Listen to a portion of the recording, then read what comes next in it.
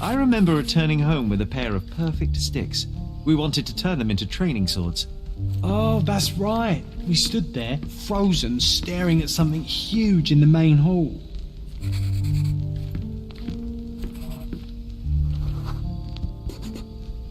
It was a giant aquarium with a living mermaid in it. Impossible, it must have been something else. Oh, of course, that mortifying hoax presently taking up space in our front yard. Well, fine. Your memory's better than mine.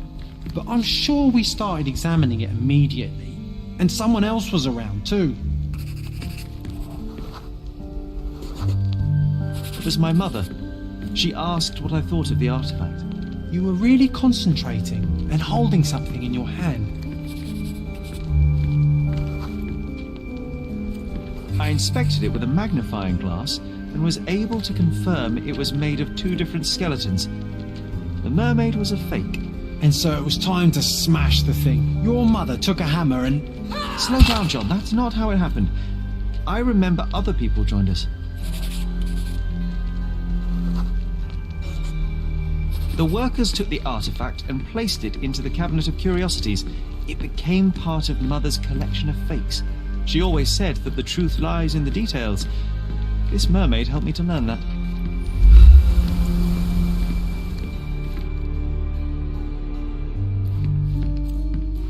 Ah yes, my mother's studio. She was an authenticator and this was her cabinet of curiosities. I never saw the point. What does it matter if some artifact is real or not? It still exists.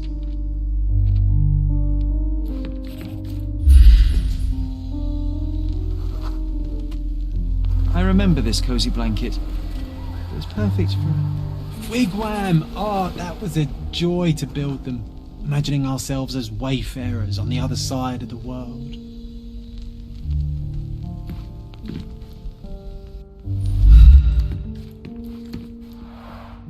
One of the most ridiculous fakes I ever saw. Its owner insisted it was a polar bear. He thought the white paint on the brown fur wasn't noticeable. Mother said this was among the hunting trophies of a Scottish Viscount. So he tried to persuade everyone that his forest was inhabited by these beasts. It would have been thrilling. The full plate armour of Sir Robert Swanford. I was told my father won it in a wager. Armour is armour, but look at his sword. Oh, how badly I wanted to wield the blade. And this one was brought from a German museum. They claimed it belonged to Vikings.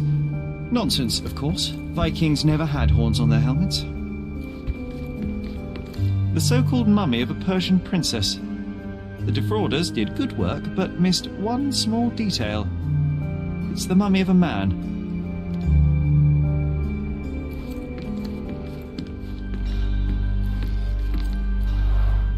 Look, it's Roger. This jolly old man's well preserved. Even looks refreshed.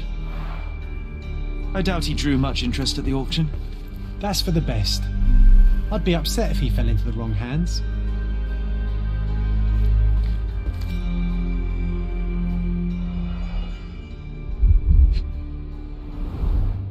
So many calling cards. Mycroft liked to keep useful people at hand. Reliable and driven. I recognise Mycroft's handwriting. Officer Luciano J. Placido.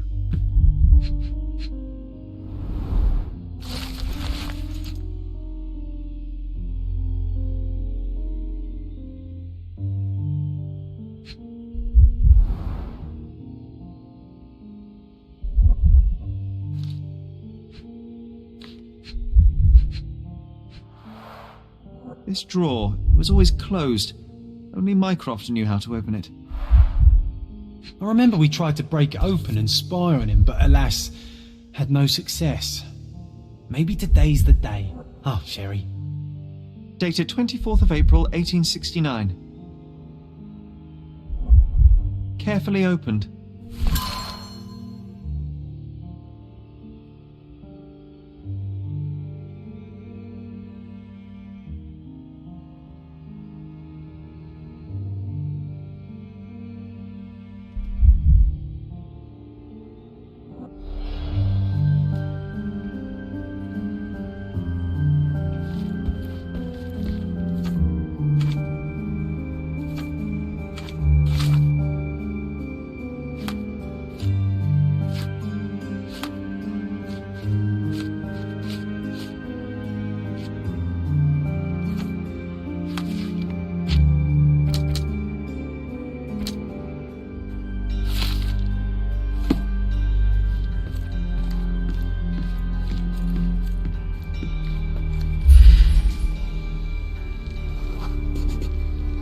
Ah, the memory comes back.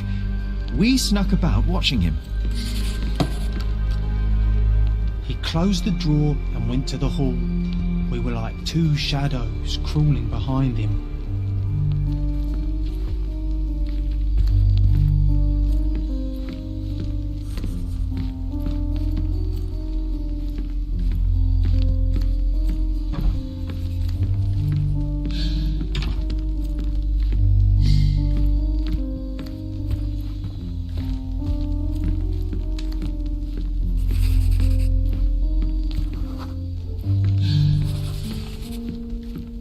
The painting on the wall was slightly atilt. He stopped and straightened it.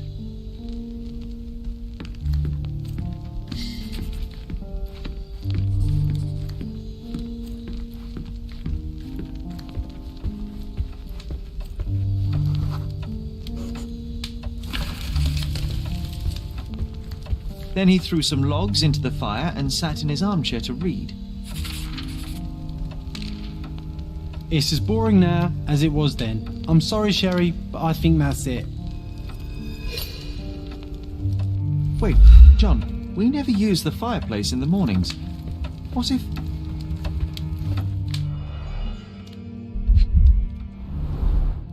A bit of juniper in the fireplace created a soothing atmosphere. It's the little things, isn't it?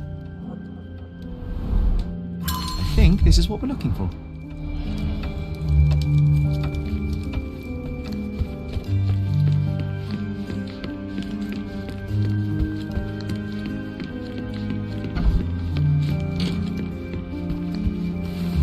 Made it. So what's there?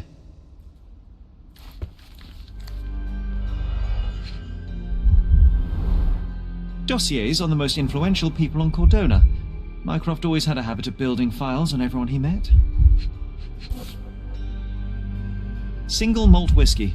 Mycroft's favourite. Gifted by Queen Victoria herself.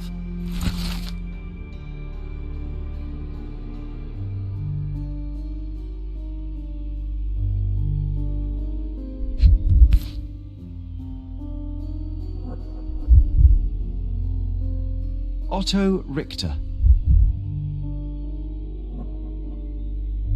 This one is rather thick. Mycroft can be truly dogged in his research.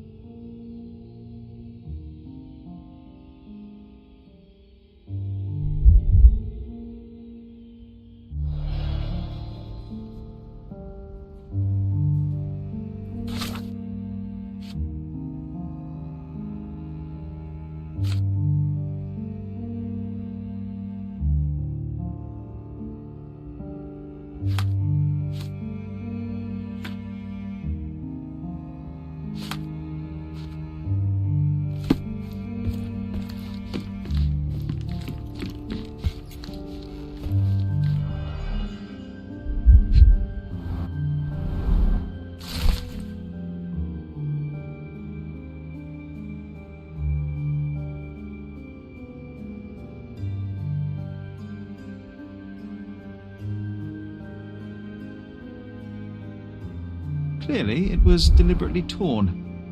I wonder why someone would do that. The Tulpa, Studies in Tibetan Mentalism. An impressive number of bookmarks. Someone was rather obsessed with this subject.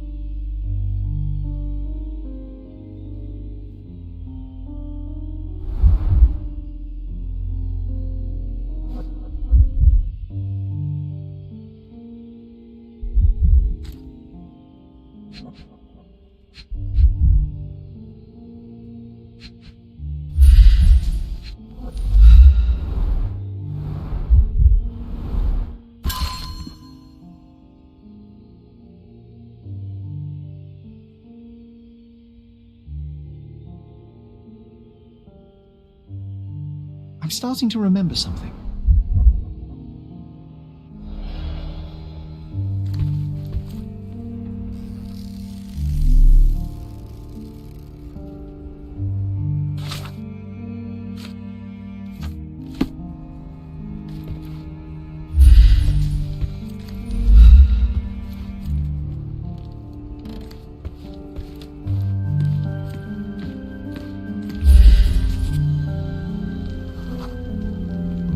I used this ladder to look at the top shelf, right? On the day of Mother's breakdown upstairs. Right you are, Sherry.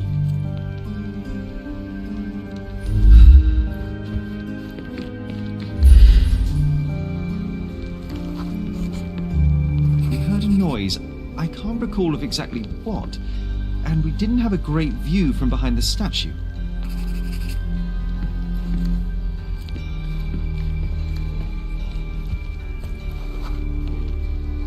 Books and papers from the table somehow ended up on the floor. Now it's coming to the surface. I feel it.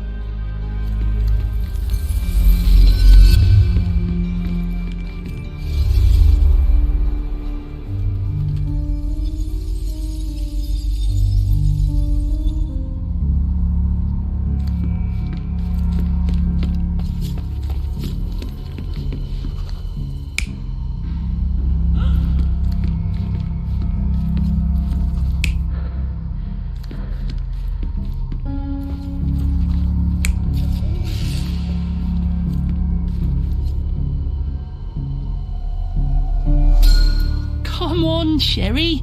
Let's go outside. Wait. Did you hear that? Come here, Sherry. You call this progress? Charlatan, amateur. I'm not letting you anywhere near my mother again. So there was a quarrel between them.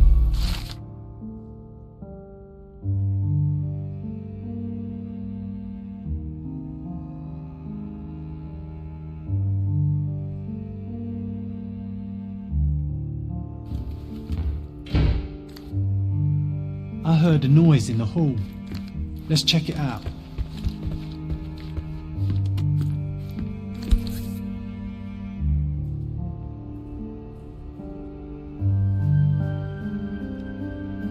Watkinson and Holman, Chapter 1, by Wallace Dioram. Oh, Mycroft.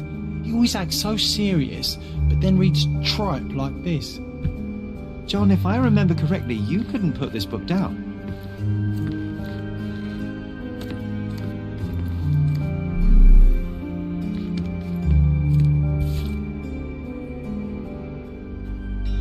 Another fake Holy Grail. Its owner claimed to be the heir of King Arthur. Scarcely believable. He also insisted a deadly rabbit was hunting him.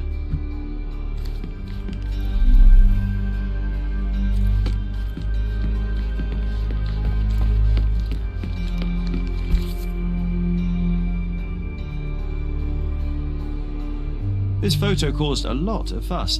My mother spent some time to prove it was a fake. 1852, Bingley, West Yorkshire.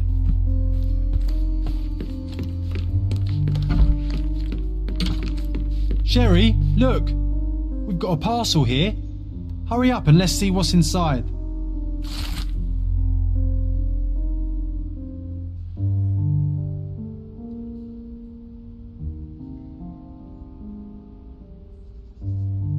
An invitation that comes with a mask. We can't miss this, Sherry.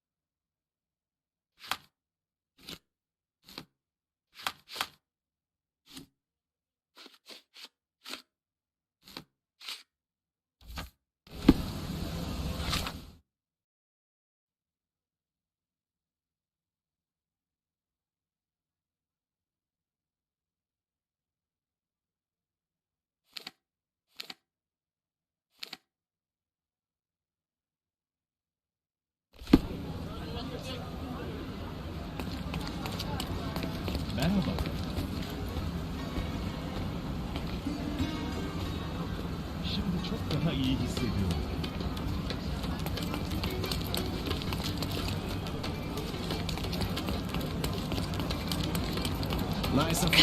Come. Decorate your house in or... Merhaba. It's a good day for a purchase. May your purchase bring you joy.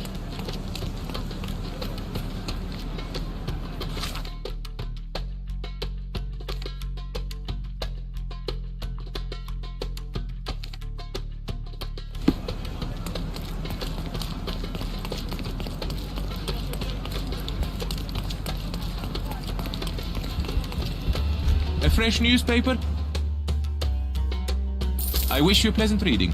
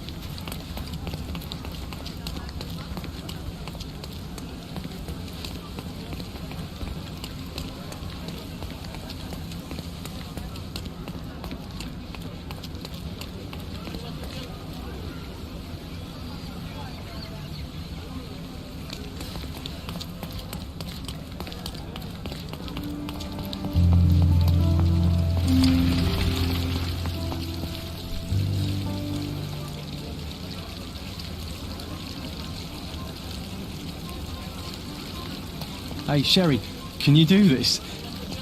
Oh, darn. I shouldn't have spoken. Look, the cutest thing you'll see all day. Hamlet staged by children. Oh, so it has taken root.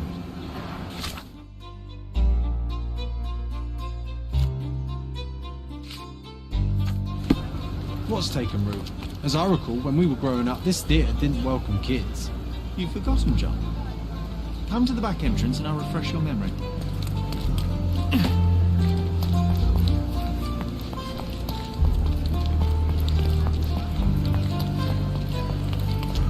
Yeah, I still see nothing. You need to focus, my dear friend. Watch me.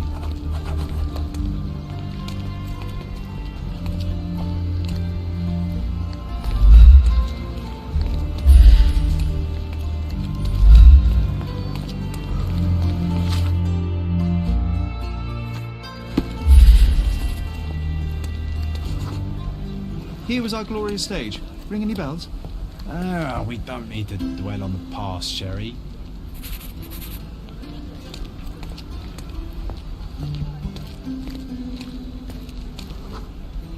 And Hamlet's mother, Gertrude, taking poison. What was the name of that girl?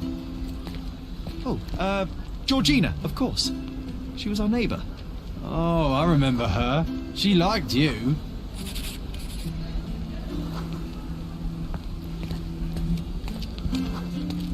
And there you were, best supporting actor.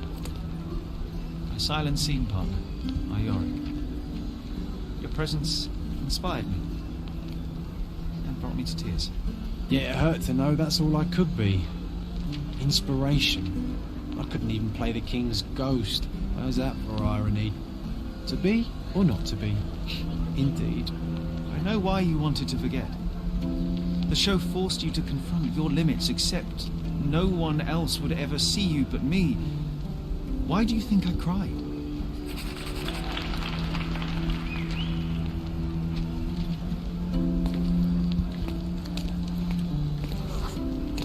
In the end, the audience was thrilled. You can still hear their roars after the final act. You were so pleased with yourself when the theatre director came down to admire your work.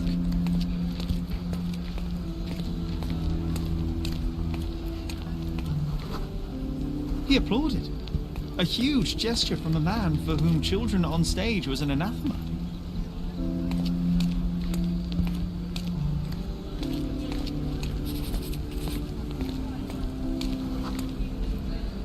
One small step for a man, one giant leap for students of the dramatic arts.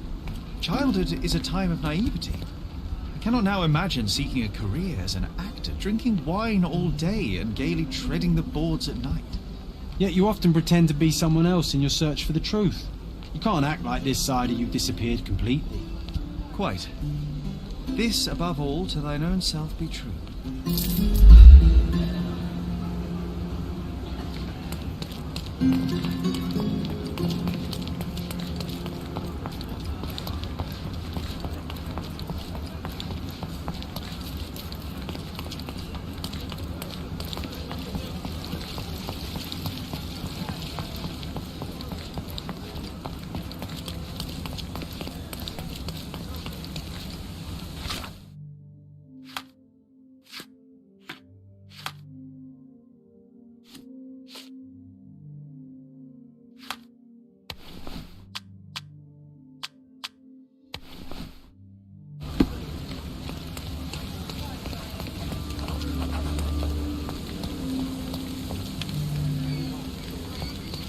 Welcome, sir.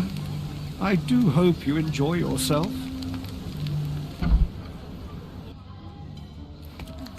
Enjoy the evening, sir. There is still plenty of time before the grand finale. All right.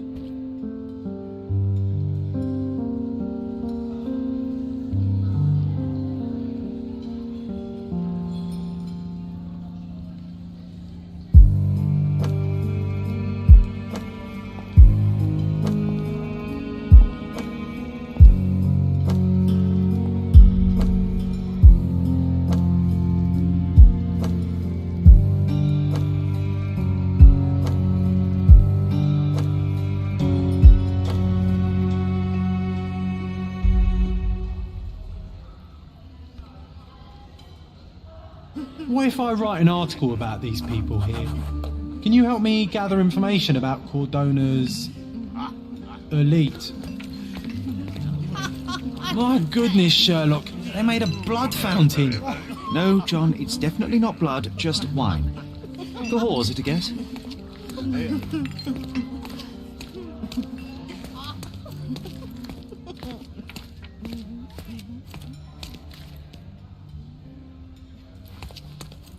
Nancho's had to enforce the masks after the scandal.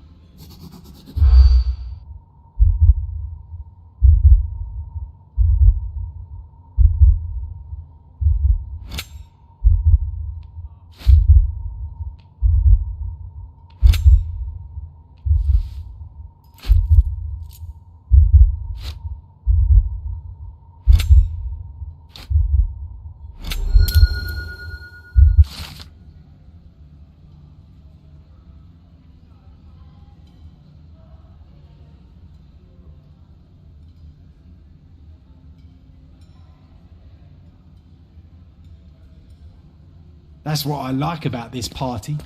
Bring me more dirt, Sherry. One more piece, and I can expose these base hedonists.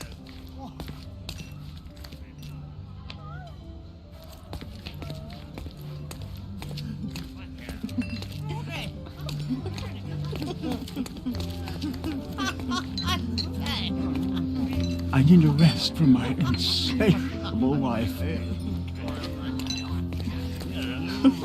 My husband thinks I am playing bridge here.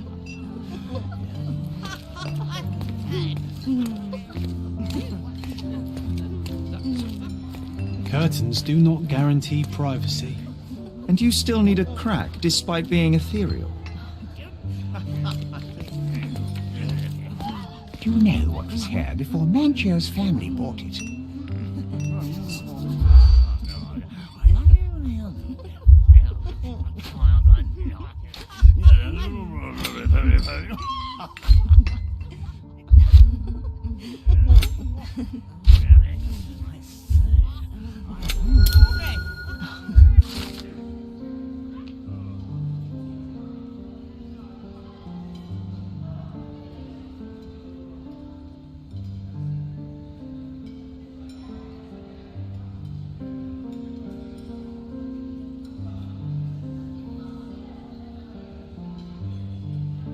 I'll pin them down with this scoop. Thank you, Sherlock.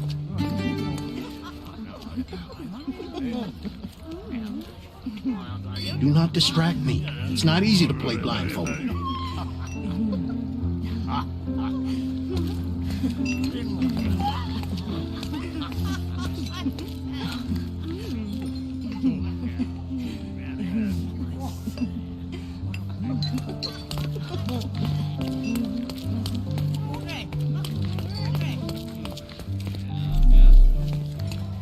Codex Orchis. Why does this occult book sound like a flower? Romantic poetry and prose. Someone's in touch with their feelings. These medieval botany and chemistry books look even more satanic than the occult ones. One of these books must open a secret passage. I know it.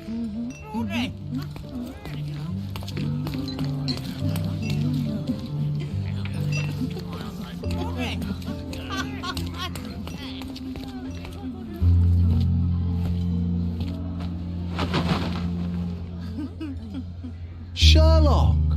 Friend! I wasn't sure you'd come.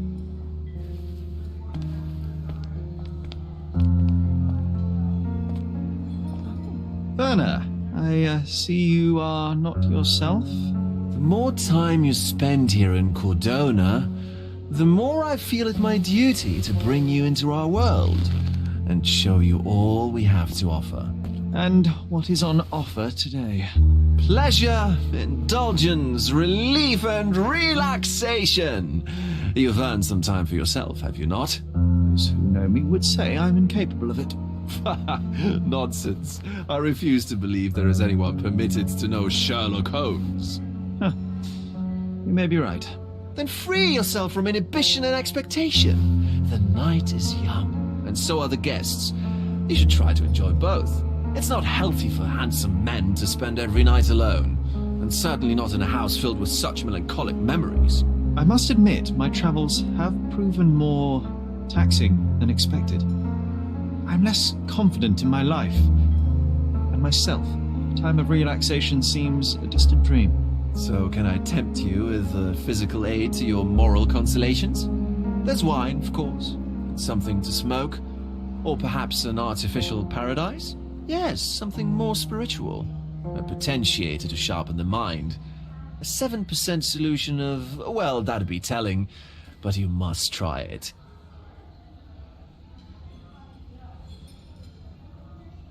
My mind is my most valuable asset, and a finely tuned instrument I will not risk impeding its function. My ultimate duty is to provide the world with truth, and I do that perfectly well as is. Duty? You've never cared about that before. Of course I do. Exposing a lie, revealing a fact, that is a moral responsibility. That's not morality. Morals are what happens afterwards when truth collides with consequence. Do you ever follow up on cases you solved? Do you ever see what happened next? Visit the victims? Ensure justice is served in the courts? And how do you choose where to direct your attention? Are there not deserving causes to which your brilliance could be applied but isn't? You ascribe me more power than I possess. I have a narrow skill set and work within that mandate. What occurs afterward is irrelevant. With every action or inaction, you place a finger on the scales of morality. Many in the city would see you as abdicating your responsibility. I haven't. Not me, of course. Morality is subjective, just like truth. There is little to be gained from indulging in it, and far better things to indulge in. Now I must insist on easing any burdens I've placed upon your shoulders. Show yourself a kindness, and try this rather delectable concoction. If this solution truly does assist with thinking, then perhaps it would be puerile to overlook an opportunity to study it. I'll take it with me. Yes, Sherlock. Very good. And now, our evening begins in earnest. I just remembered. I'm sorry, Sherlock. My mind's delightfully impaired. Please take this key. It opens the altar room, past the library. Pardon? Altar room? What now, Werner? Go quickly and find our Fabio. Only you can make him talk. I'll join you in a minute.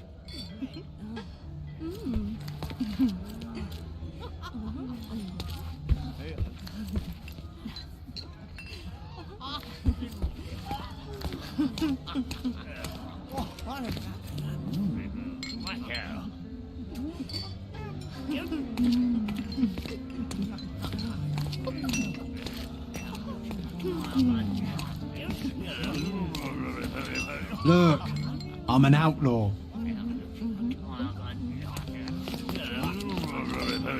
Vogel's gallery has a backer, I see.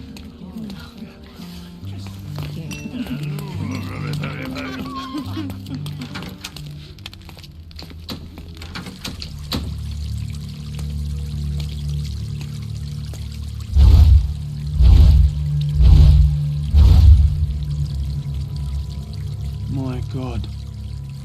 Was he here this whole time?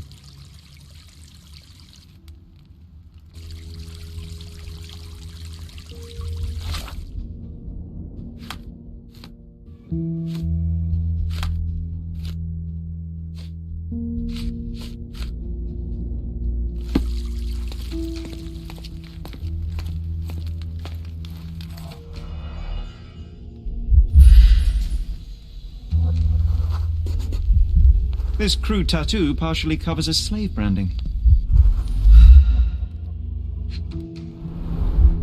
A blunt force trauma may have suffered an internal hemorrhage. This worm-like sigil has been drawn with his own blood. This golden handle has a bloodstain on it. The dagger is heavy and sharp, but lacks balance. The wound is deep. A precise strike reached the heart.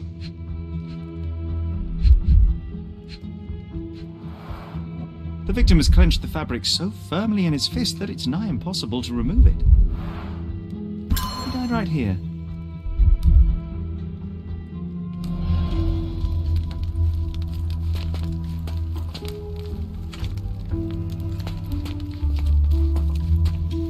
This elaborate box must be for the ritual dagger. The herbs here are Salvia divinorum. They have a slight hallucinogenic effect to emphasize the ceremony.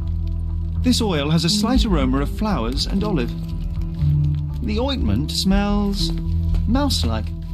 I presume it is an aphrodisiac prepared from a Spanish fly. This one looks like a twisted symbol of Venus, drawn in a hurry. The sign reminds me of the astrological symbol for Mars.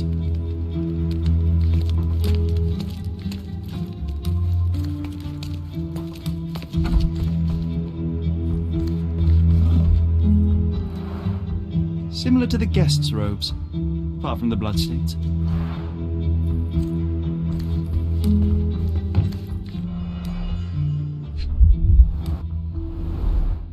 Handcrafted and luxurious cufflinks. There's also a note. For my Fabio, Manchos. The capital F on the key fob might refer to Fabio. The key is similar to the one that Vogel gave me. Would you recognize me in one of these? I suppose not.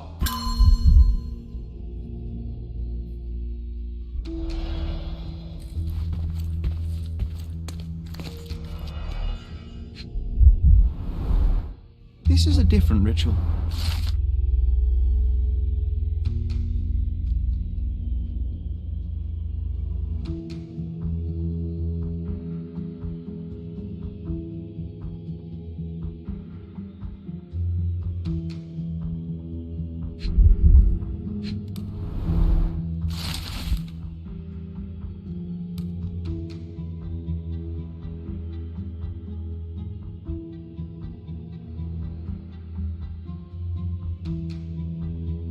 How can anyone accept such behaviour? A useful tool for a disguise arsenal.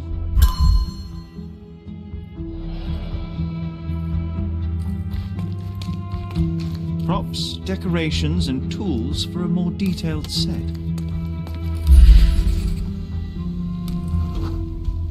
Identical to the robes the guests are wearing.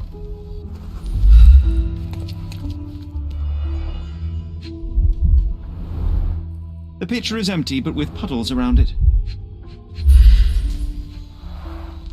Blood clots are adhered to the sides of the drain.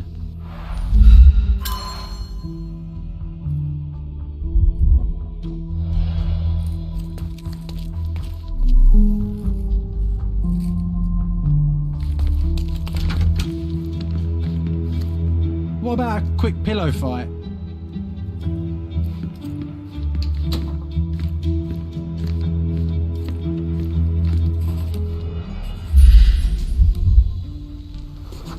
An open wound spoiled the carpet.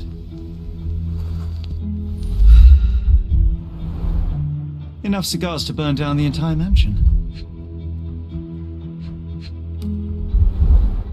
Why don't people tidy up after themselves?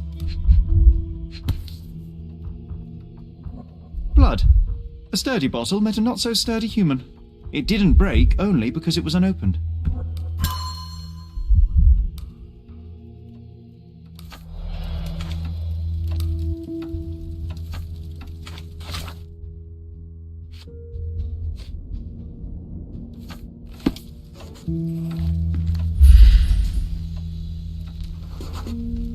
The wounded person was here for some time. A bloody handprint on an armchair. A person leaned against the doorframe. They left a smudged trail of blood. There appeared to be no further traces leading to the altar.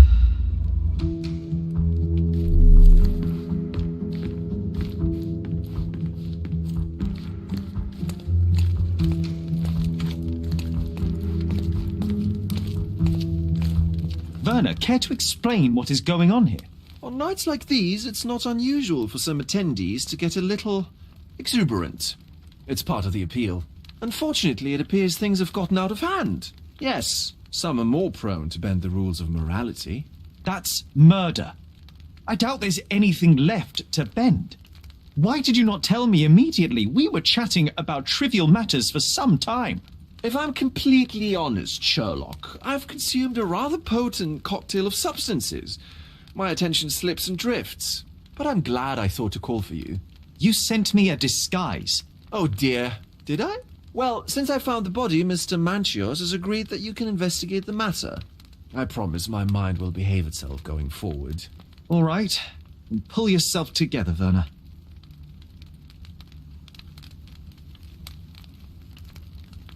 Mr. Manchios is the owner of the manor, yes? And the host of Cordona's most memorable parties. He promises even the ugliest guest a partner for the night. And for the ones with more unconventional tastes, Mr. Manchios provides other services. What a caring person. You cannot begin to imagine. How did you discover the body? In between guzzles of alcohol? I was set to perform in a fecundity rite with Fabio and came to inquire further. It was a staged ritual where he was to play the principle of life. And the rehearsal was unsuccessful? Who knows? I found him alone on the altar, his blood dripping to the floor. And then? Then I called Mr. Manchios. He was panicking, so I told him about you. We left the room and locked the door.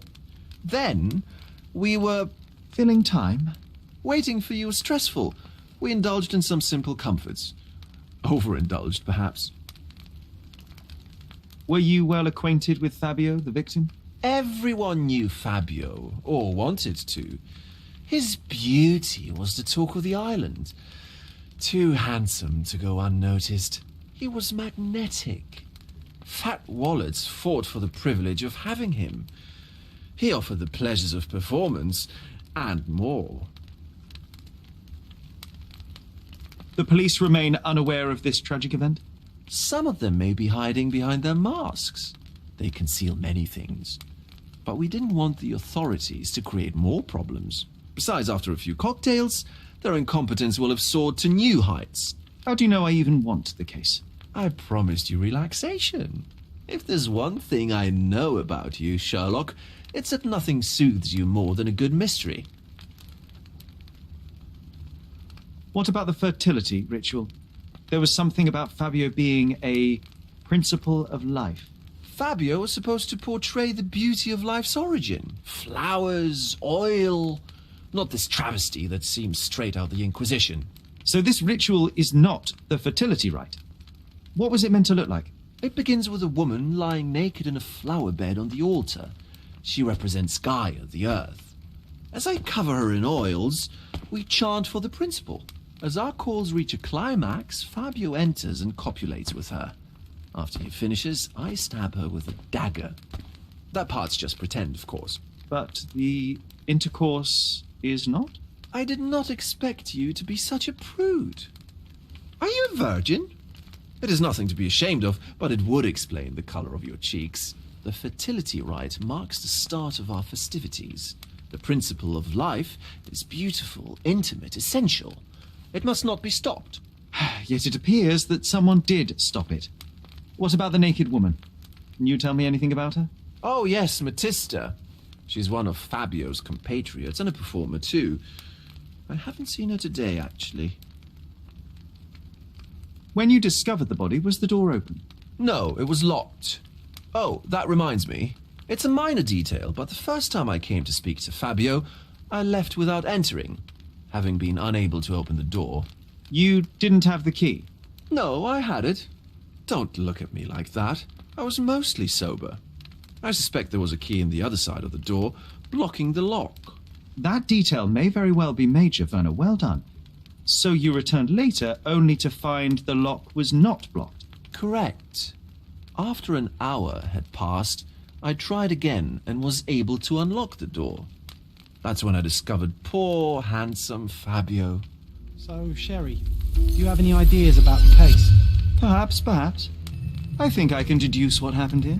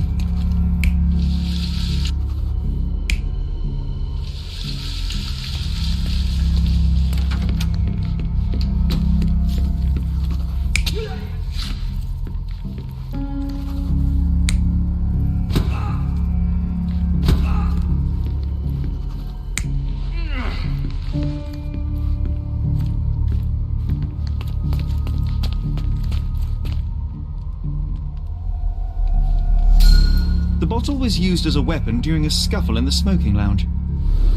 Then, to ensure no one would interrupt, the murderer locked the door. The unconscious body of the victim was moved to the altar room. Once the body was on the altar, the murderer thrust the dagger into the victim's heart. Symbols were drawn with the blood. The wardrobe was used to hide the bloodied robe from anyone's eyes. The killer washed himself and took a clean robe from the hanger before leaving. Are you all right? You're on the floor, not moving. I think I know what happened here. I'm starting to put the pieces together. Fabio was stabbed. I see nothing gets past you, Werner. Yes, he was stabbed, but only after being knocked out in the next room and placed disappear. I do not yet know why. So, who's responsible? Well, it was one person working alone, and the murderer has now donned a robe. He or she could be hiding in plain sight. We have lost time, Werner, but your discretion may prove to be a benediction after all. I know you can untangle this mess.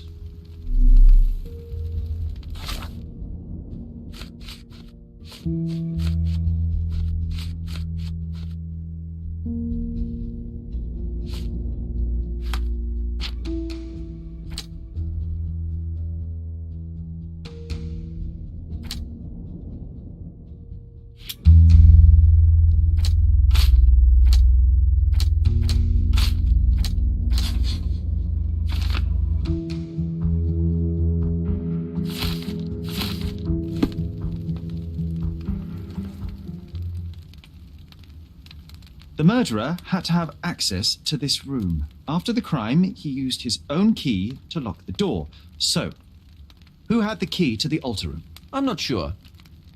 As a special guest, I was provided one by Mr. Manchios. He should be able to tell you of any others. Where can I find him?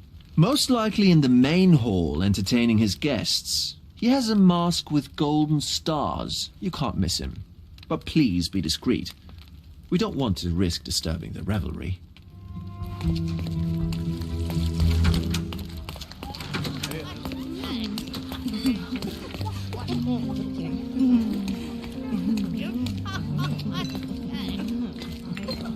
Kurt Manchios, I presume. I'm Sherlock Holmes. Oh, you must be the one Werner told me about. What a sweet voice you have. It must belong to a handsome young man. Can I call you Sherlock? As you wish, Mr. Manchios. Mr. Vogel asked me to help you. The body in the altar room requires answers, and quickly. I suspect the murderer to still be here. What? Lower your voice. I don't want anyone to hear us. I need to find all those who had the key to the altar room. As far as I know, Mr. Vogel, Fabio, and you had access to it. Is that correct? That is correct, yes. Also, Matista and Santos. Santos? Who is that? Santos Pinchetti, my major domo. In his opinion, at least. I'd like to speak to Mr. Pinchetti and Matista. Do you have somewhere I might have a private conversation with them? Of course, of course. Let me think. Matista is entertaining the guests somewhere, and Santos... Oh, yes. He will be busy with the servants. Or the cook. What's that noise? What's going on? Freeze, filth. You're under arrest.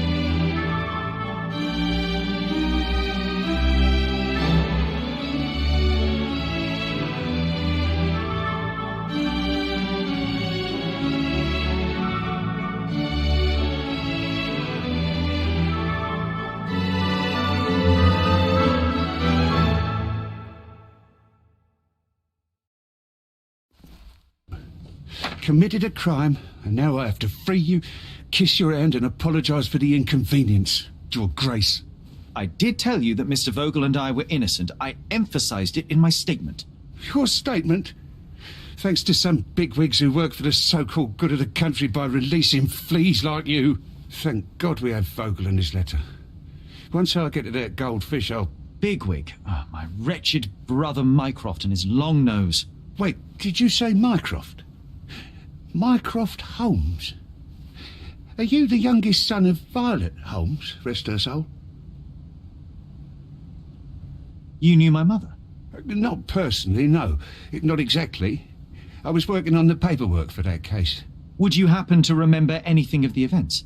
Well, I didn't make the inquiry, but I remember seeing some notes. Why? Perhaps we can negotiate. I could be quite useful. Huh. Got you hooked, right? You know what? Stark and the others think they're the smartest here, thanks to you. Let me get this straight. Are you listening to me, lad? I'm all ears. Take this case. Report to me only, to Constable Harvey Oswald. I'll leave everything I have on this table. Find the murderer. Be a real copper. Question the suspects, make them sing, give me something substantial. And if Mr. Vogel is not a suspect? If he's innocent, then you can take your favourite degenerate away from here. If you slip or mess with the evidence, then trust me, your brother won't save you from my bludgeon. Meanwhile, I'll be checking the archive for you. If anybody asks, then you're a consulting detective. Let's make a start then, partner. I'm glad we managed to get the scoop before the raid.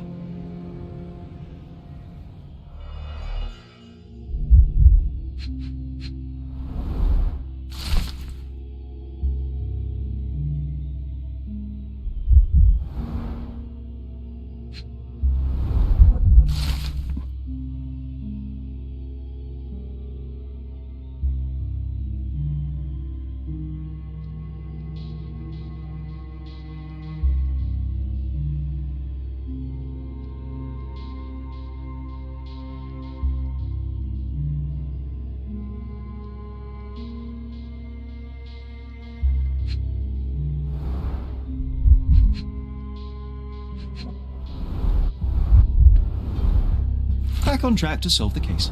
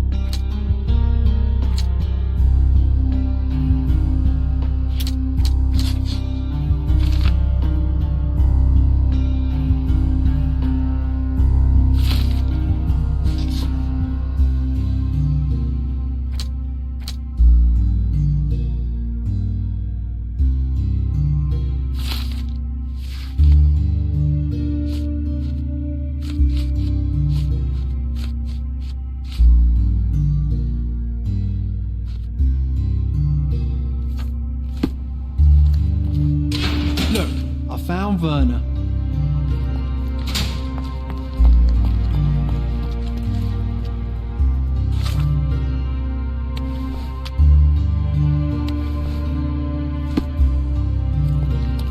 Werner, are you all right?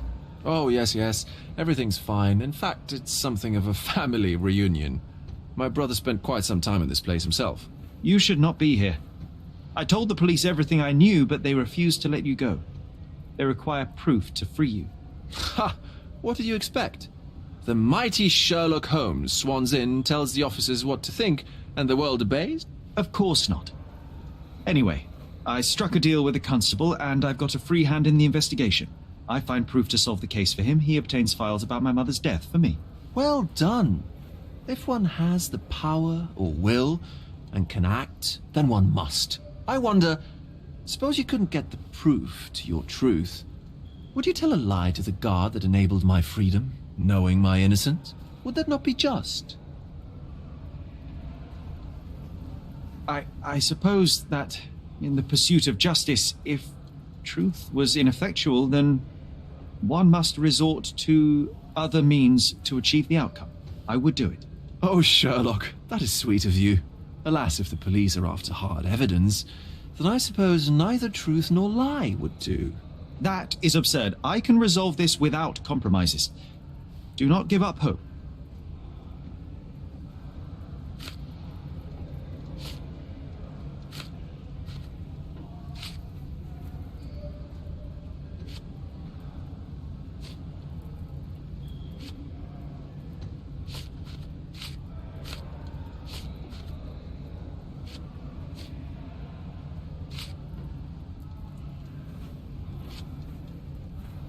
I have learned who told the police about the crime. It was Santos Pinchetti.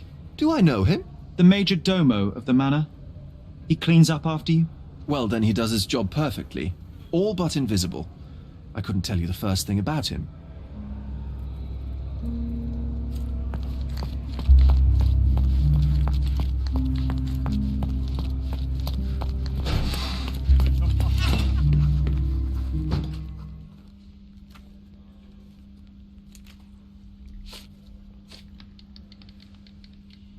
Have you considered Mr. Santos Pinchetti as a suspect?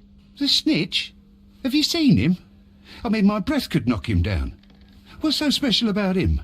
As a major domo, he has keys that open all the rooms, including the one to the crime scene. Could have testified only to circumvent suspicion, don't you think? We need to question him. Right. I'll send our men to fetch him. Stay here.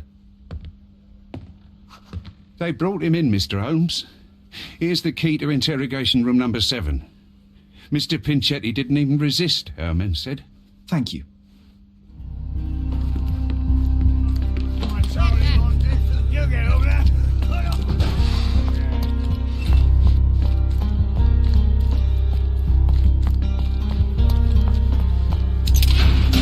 Mr. Pinchetti, a pleasure to meet you. I'm Sherlock Holmes. I'm helping Constable Oswald.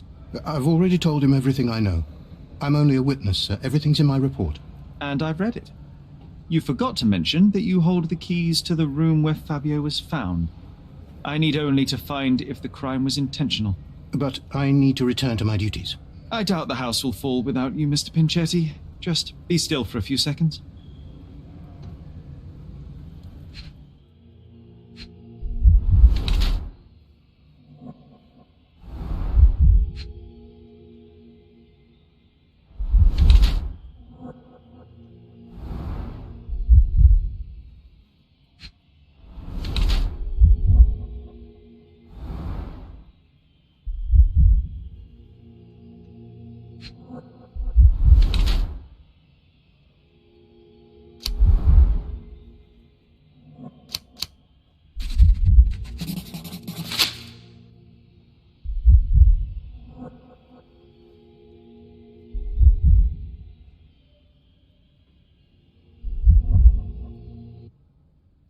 You are the major domo of a rich mansion, and you seem barely able to afford decent clothing. You hide under heavy makeup a skin disease that might be treated with more onerous but less harmful means. Do you have money troubles? I do not have a lot of means. The pay is below what you might expect. But you could easily change your job if your employer does not meet your elementary needs. One can change his employer, that is true. And the blood on your shoe, where does that come from? I don't actually know. Perhaps from a guest? Did you know Fabio? Not personally. He was a frequent guest, and cleaning the mess after his performances was tedious. Mr. Manchios always had a role for him, and mainly the leading one. The parties were always Fabio-centric. And Batista? Was she as popular as her partner? Don't tell her I said this, but I do not think so. Mr. Manchios hired her only because Fabio refused to work without her. Mr. Manchios used to see her as a worker. She was tasked with entertaining the guests, unlike Fabio, who could pick and choose.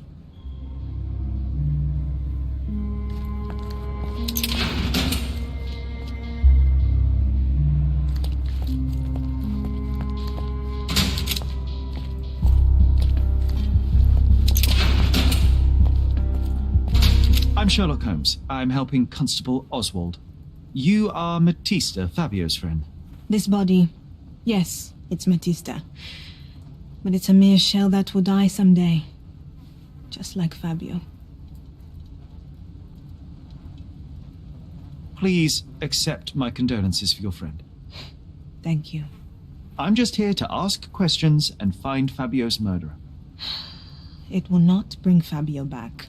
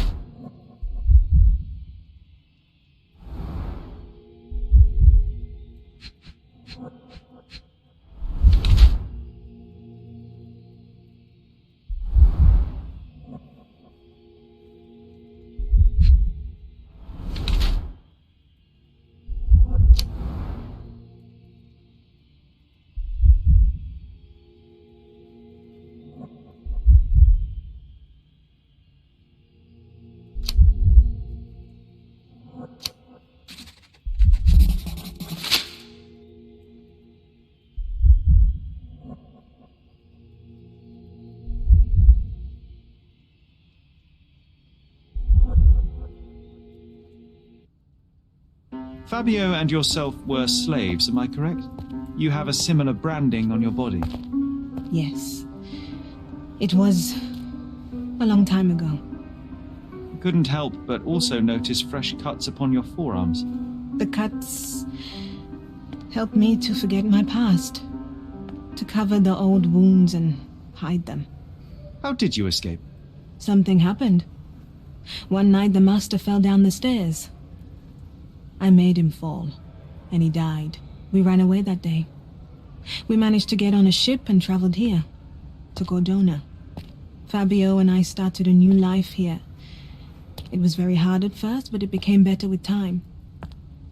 Until today. The bruises on your neck are not self-inflicted. Someone else made them. Some guests can't contain themselves.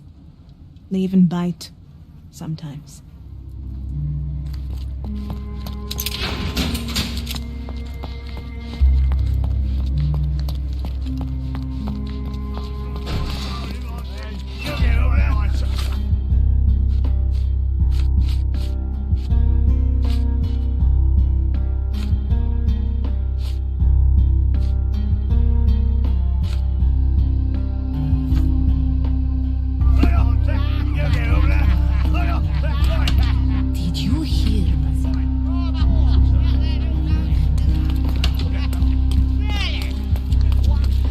Good day. Your ticket, please, if you want me to help you.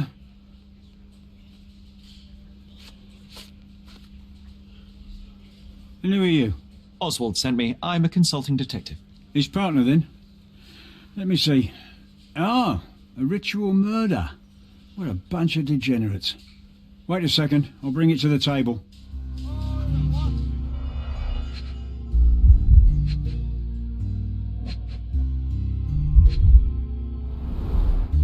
All the keys of the mansion on one golden ring.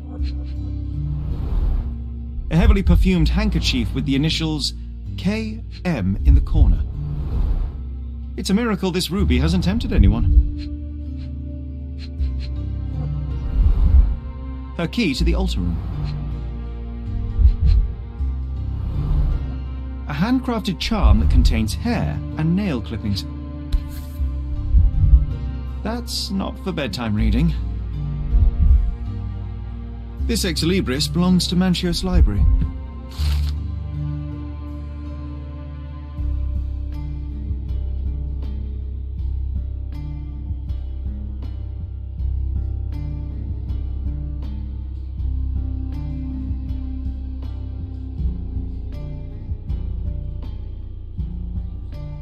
The book describes a ritual similar to the one performed in the altar room. An emergency kit for boredom.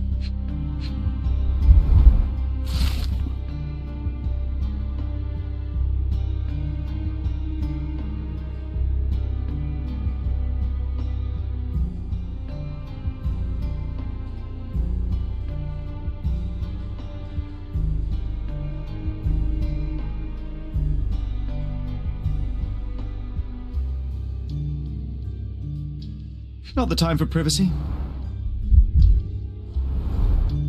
Werner's personal sketchbook. Thank you, officer.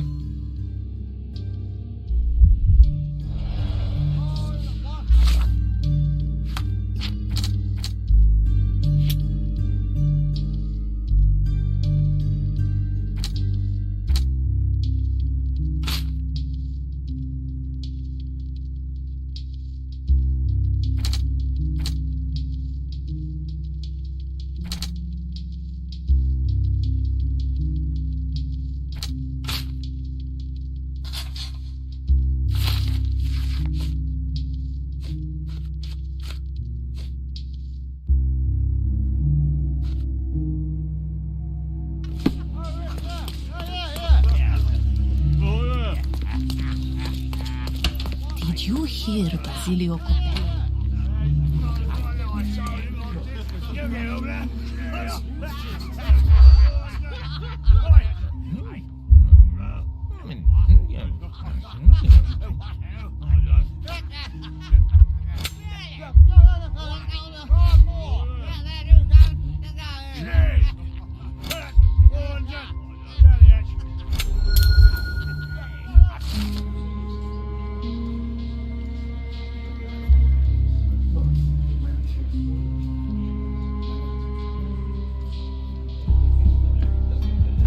police. Let's pretend to be cops, eh? We can just stand around and look confused.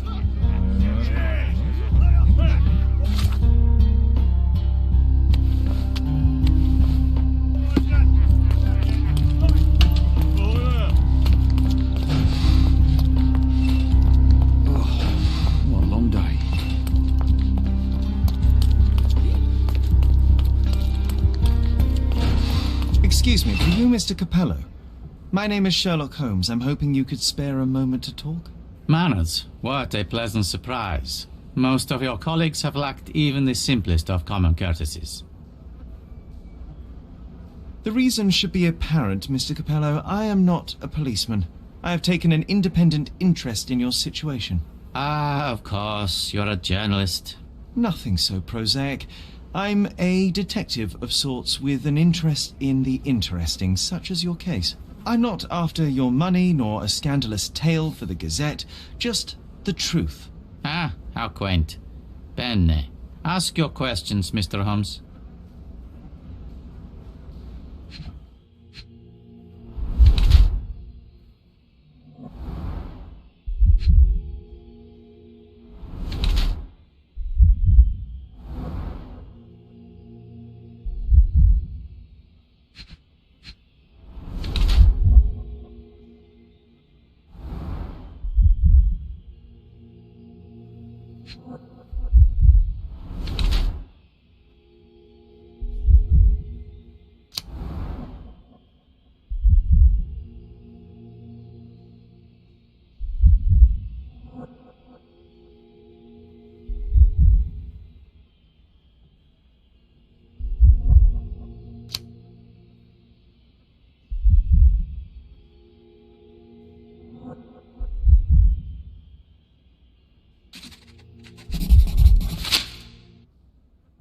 You are surprisingly composed for a man accused of murder.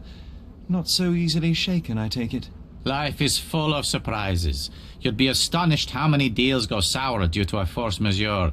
One becomes skilled at adapting. I am confident this will all be set straight. Until then, I will endure. Much how you endure that injured hand. Those bruises look painful, but you seem barely aware of it.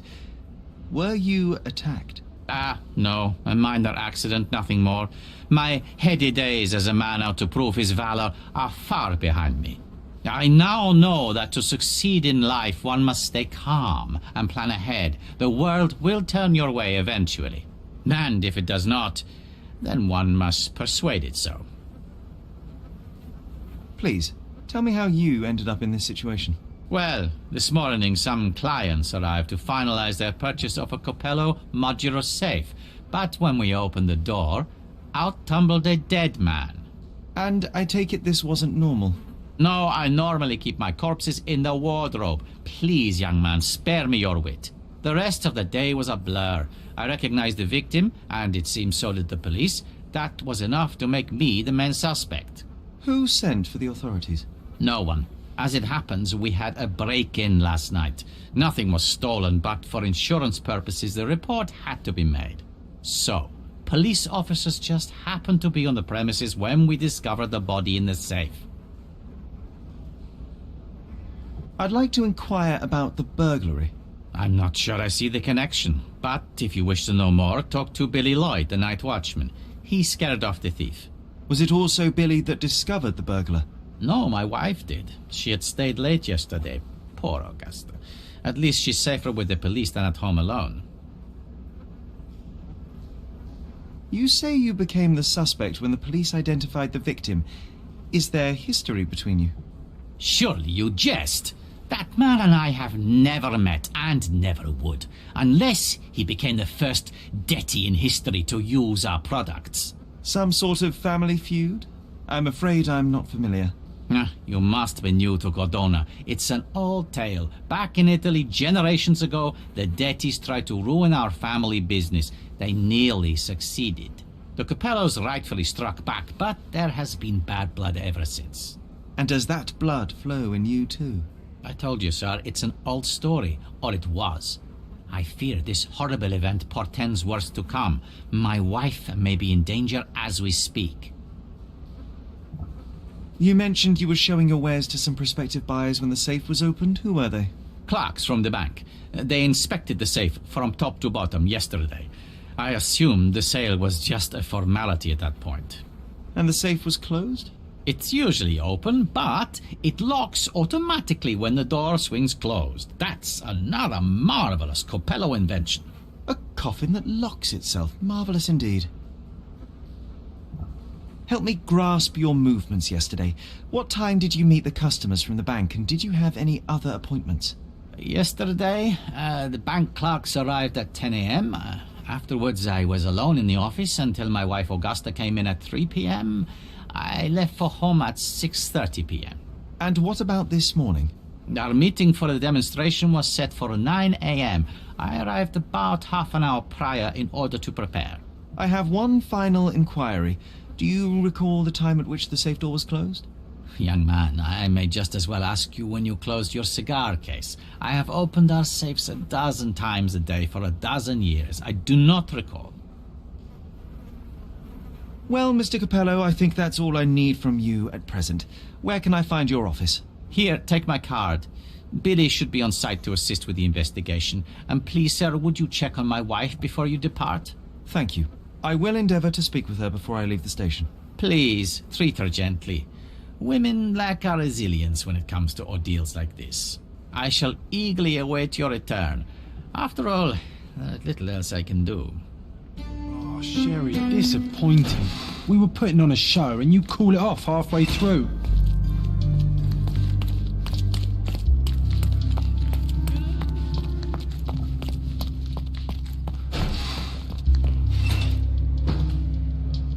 Mrs. Coppello, please wait in the office. The inspector will be here soon.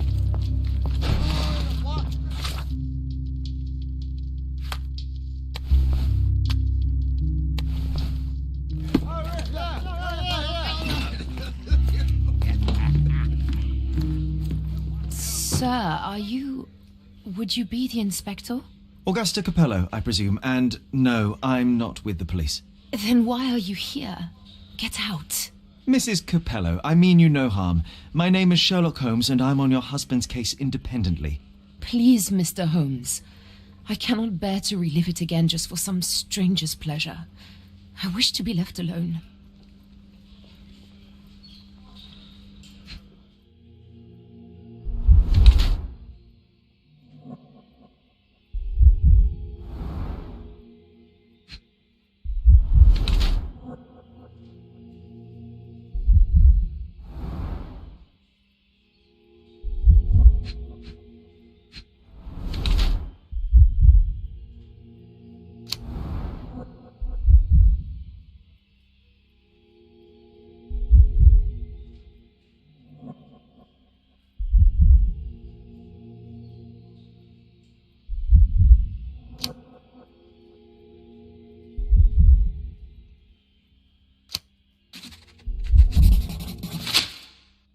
Whilst I prefer German composers, the harp solo from Lucia di Lammermoor stands out as one of Donizetti's finest contributions to the form. I'm sure Basilio thought the same.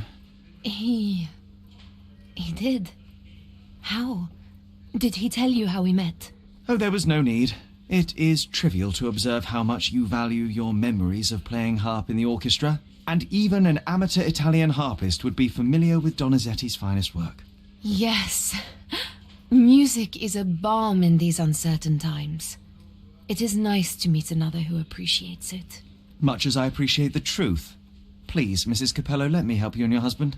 I am not unappreciative, sir. But I'm afraid I presently lack the strength. Basilio tells me you were present during the burglary yesterday. What can you tell me about it? Oh, it gave me such a fright. I fainted, fell to the floor. I wish I could help you, but, I'm just utterly useless. Please, I want to rest before the inspector arrives. Were you familiar with the deceased man found in the safe? No, I did not know him, nor can I conceive of how the poor soul ended up there. You've had quite the day, Mrs. Coppello. I shall leave you be. If I have further questions, I may visit again later. Oh, Sherry, disappointing. We were putting on a show.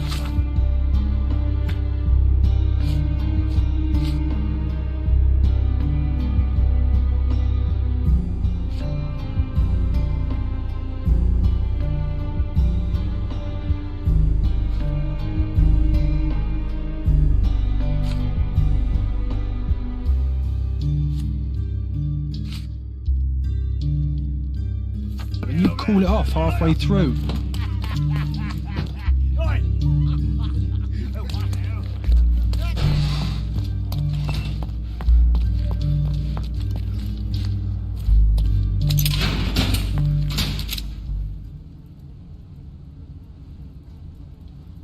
This is the letter the police found in Mr. Vogel's pocket. Fabio wrote it. Do you know anything about it? I don't. Although I can feel Fabio's energy. It's there, but it refuses to let me analyze it. This book, The Power of Love, Blood and Mandrake, what do you hope to achieve? To learn more about the invisible strengths that govern us. Occultism is real. The master who fell that night when Fabio and I escaped, I made him fall. I cast a spell on him and it worked. Or was it a coincidence? The universe is rarely so lazy. If you say so. Do you practice occult rituals? For protection? For fortune? To wash away the ugliness of the world? Sometimes to survive. I have the gift, and I'm learning to use it better. Did you use your gift on Fabio? I only used white magic. Love charms lately. Fabio became so distant. I just wanted him to be with me, but I suppose I'm not as skilled as I thought.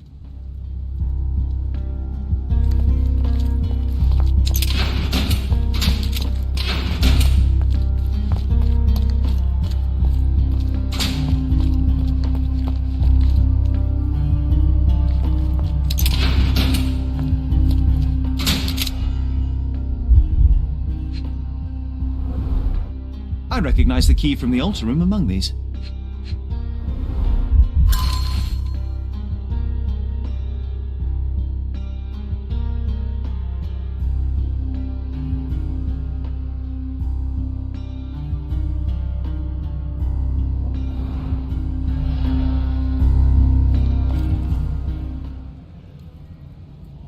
Mr. Manchios says that you begged him to be included in the heritage. Isn't that a little extreme, even for a major domo? He's not only my employer, he's my uncle. And I'm his next of kin. The only one. Mr. Manchios flatly refuses to pay a family member. All I have to do is repay his so-called love, cleaning up the filth after perverts and decadents. He's imprisoned me. The best I can hope for is a new broom. That's why I wanted to have my part of the inheritance. Is it that bad? You have a roof above your head, a salary, and the status of a major domo. For God's sake. I'm forced to dye and stitch my threadbare clothes, and the holes in my shoes are painful. I'm ashamed every time a guest looks at me closely. Why do you think your uncle treats you this way? My mother, my uncle's sister, had me illegitimately. She died, and I was given the surname of one of the maids. But you are entitled to some of the money that belongs to your family. He thinks not. I was not responsible for my mother's death. I work hard, and he pays me nothing. I feed on the leftovers. While he wastes our estate's property on decadent parties, he paid Fabio handsomely and showered him with expensive gifts for their disgusting relationship.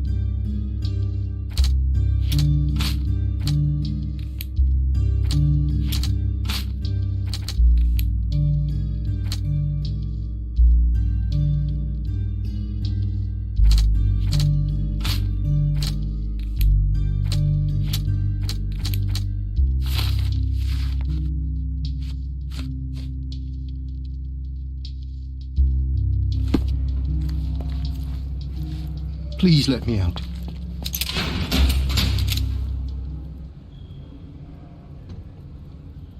I have reason to believe that the intended recipient of the incriminating letter may have been Kurt Manchios. Well, that makes sense. Too bad I can't remember how I came to possess it. Though I did spend quite some time with Mr. Manchios during the party. Unfortunately, even with an answer, that may still not be enough to clear you with the police. But fear not, I will persevere. I hope your attempt to put things straight will make up for... You being on a bender? Touché.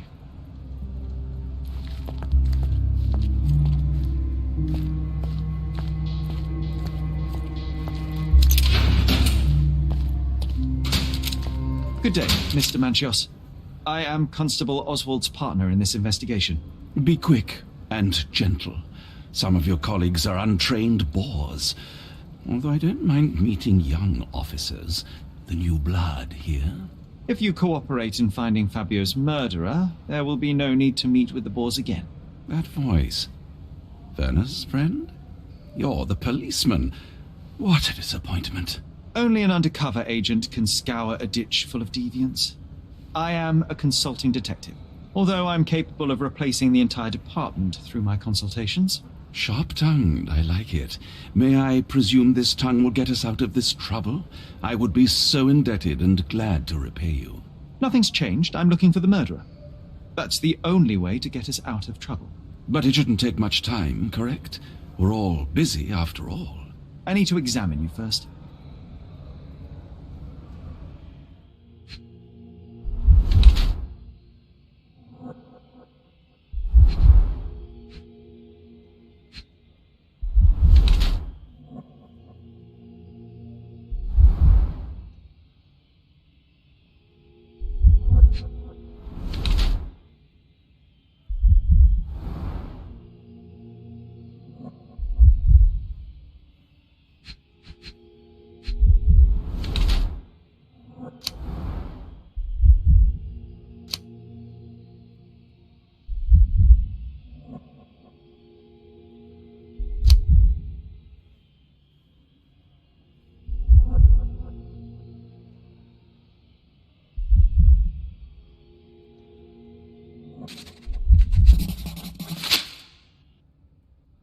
You are so focused on cleanliness that these products are severely damaging your skin. I would laugh at you. Ha! If only my cheeks didn't hurt. Not exactly. I try to take care of my body. A young man who has yet to confront his own aging couldn't hope to understand. These chemicals are quite literally melting your face. Ah, the price of beauty. I'll be fine. I'm sure of it. Such a methodical man who cares for his body but misses the soap under his fingernails. Are you so impatient, or perhaps even impulsive? I wouldn't call myself that. Silly little details. If I missed it, it wasn't important. Or rather, it was less important than who or what I was focused on. What was Fabio like? His personality, his habits? Anything you can tell me? He was the brightest star of my parties. Young, magnetic, and full of energy.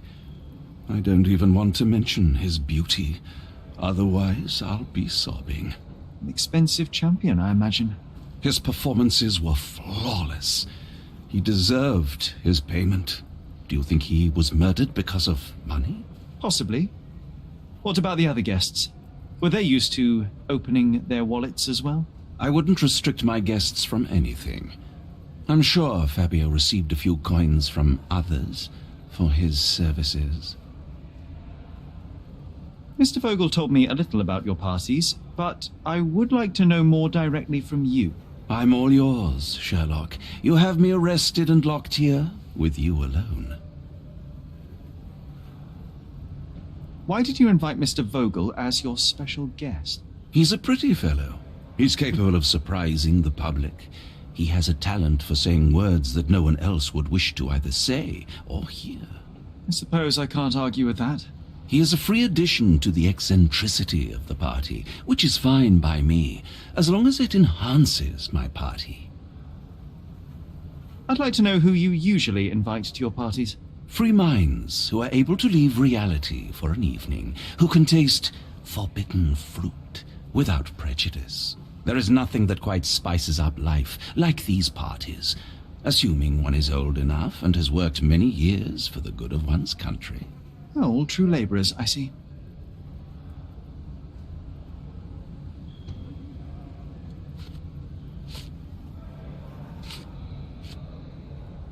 There is undeniable evidence that you were the original recipient of this letter. What are you talking about? Is it addressed to me? Your protégé wanted a fresh start, it seems. This is sufficient to charge you. Me? Hurt my star? Are you insane that you would accuse me of such a thing? He did not consider himself as yours. Since you deny everything, let's move on. Do you have any idea as to how the letter could have ended up in Mr. Vogel's pocket? You were the detective. Perhaps he took it from Fabio. Werner was a little high.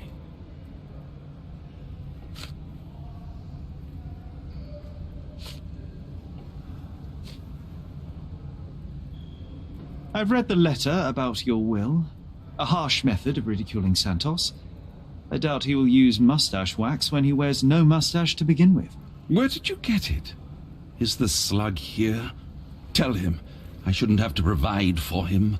He's a grown man who shouldn't sit on his uncle's neck. He conceives himself as my only heir. And who is he to you? He's a leech on my aging body. He has only added problems to my life since the death of his mother. I fail to see why you made him your major domo. He needed to know his place, so I taught him.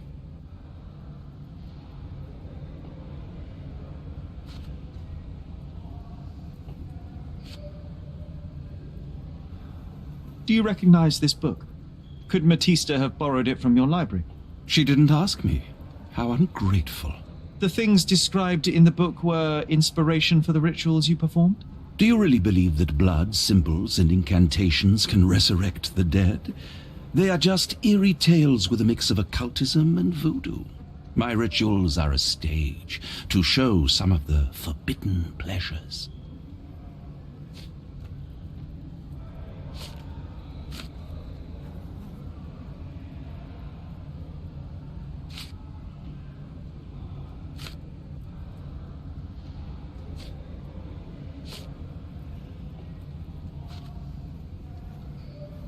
That's not something I know much about.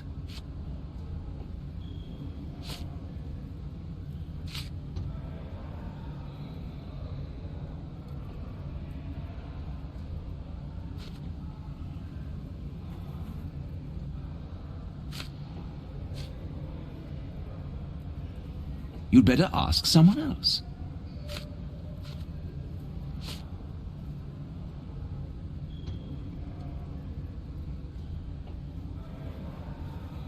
Do you have any idea who tipped off the police to raid your mansion, Mr. Manchios? Of course. It was you. I could even say you Sherlocked me in here. A good guess, but the wrong one. The fellow who did that was Mr. Pinchetti, your major domo. What? Santos? But how could he even know? If he's not the murderer himself. The ungrateful swine. He has dared to besmirch my reputation. Not a very eloquent choice of words. What should I call him then, since he's a snitch? Make him talk, Sherlock. I'm quite certain he knows more about the murder than he has told the police.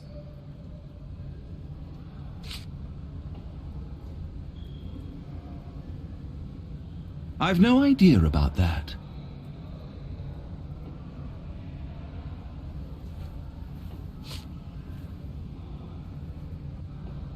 That's not something I know much about.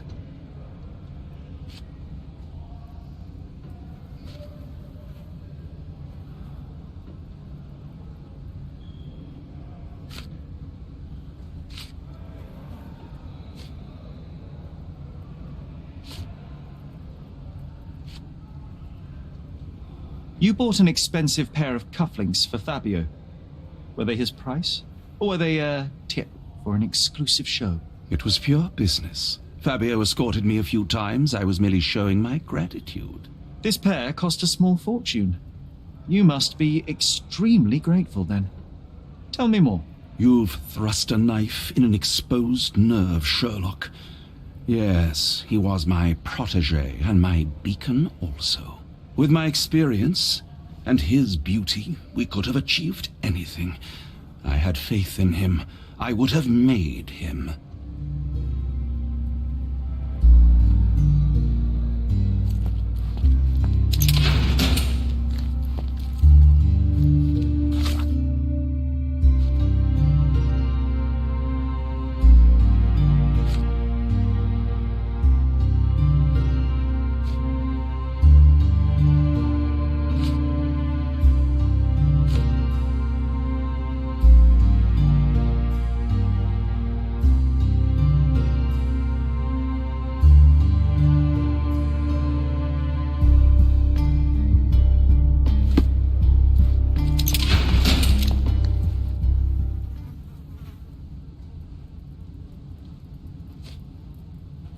Could Fabio have written this letter to Kurt Manchos? Oh. That could be. I never thought Mr. Manchos could make Fabio that angry, though. What do you mean? Well, Fabio wanted to disassociate from Mr. Manchos. Clients who are in love are both a blessing and a curse. But Fabio was here tonight. Money. In our line of work, we can't afford to turn down clients who pay as well as Kurt Manchos. Was Fabio afraid of Mr. Manchos? Not at all. The old toad wouldn't dare to do more than sweet talk and touching. Talk can be forgotten, and touching washed away.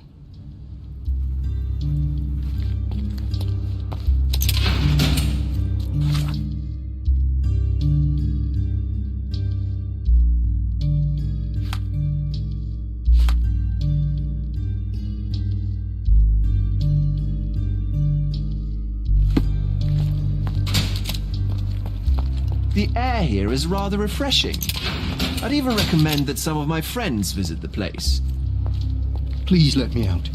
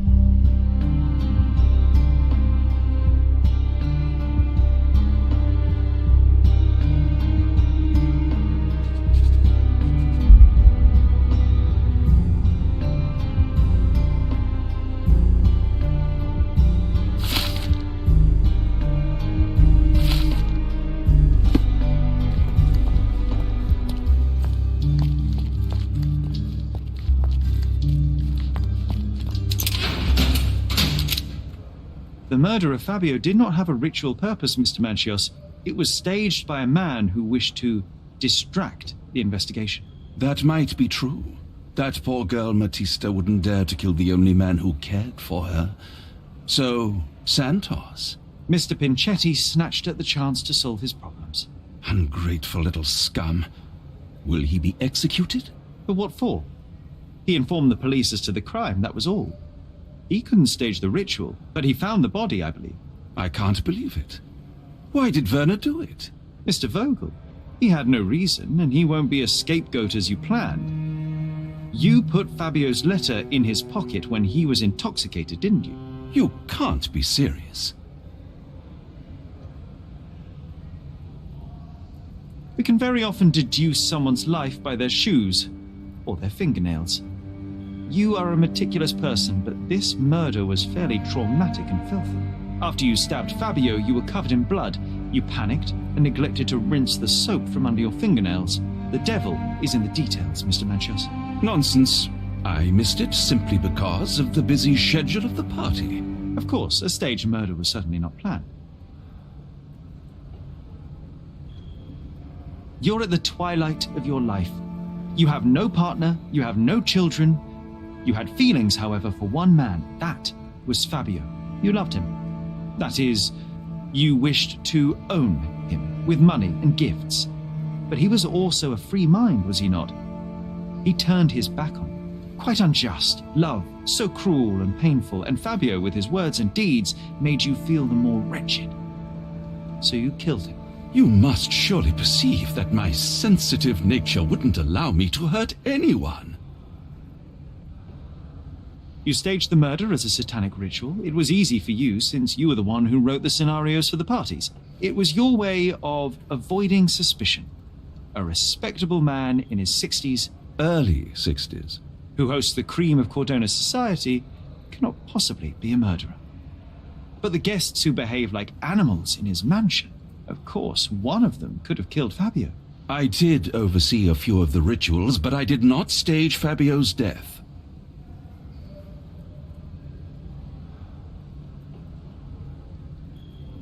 The young performer played with your emotions. That was painful to realize. You spent so much time and effort to be with Fabio, but he didn't respond in the way you would have liked. You wanted to be loved. Fabio shattered your dreams. In the smoking lounge, he teased and mocked you. He wanted you to suffer by offering himself to others. The deception was unbearable. You struck him, and then you staged the ritual. You planted the letter in Vogel's pocket and attempted to set up Matista. What poppycock? Sherlock, stop this game now. There is no stop word, Mr. Manchios.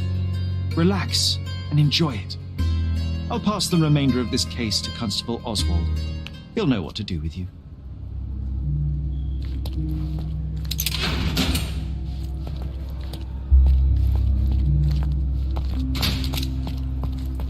Are you done yet? Can I leave?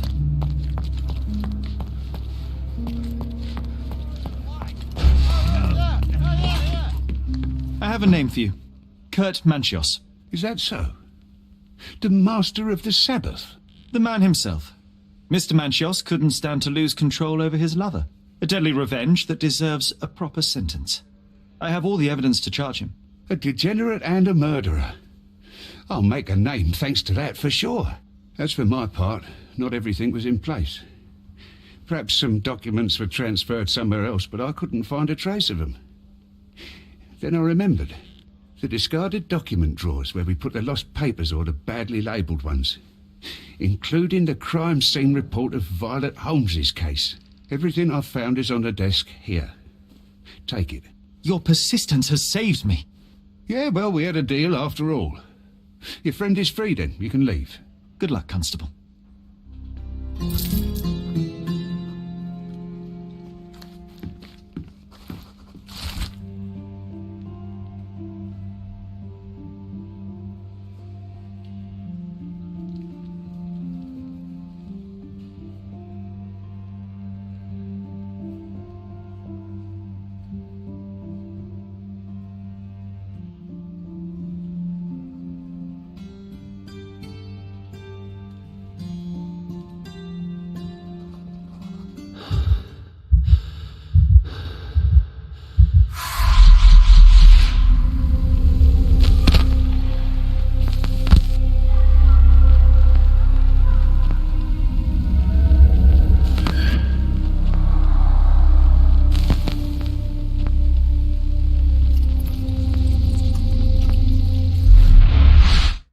garden.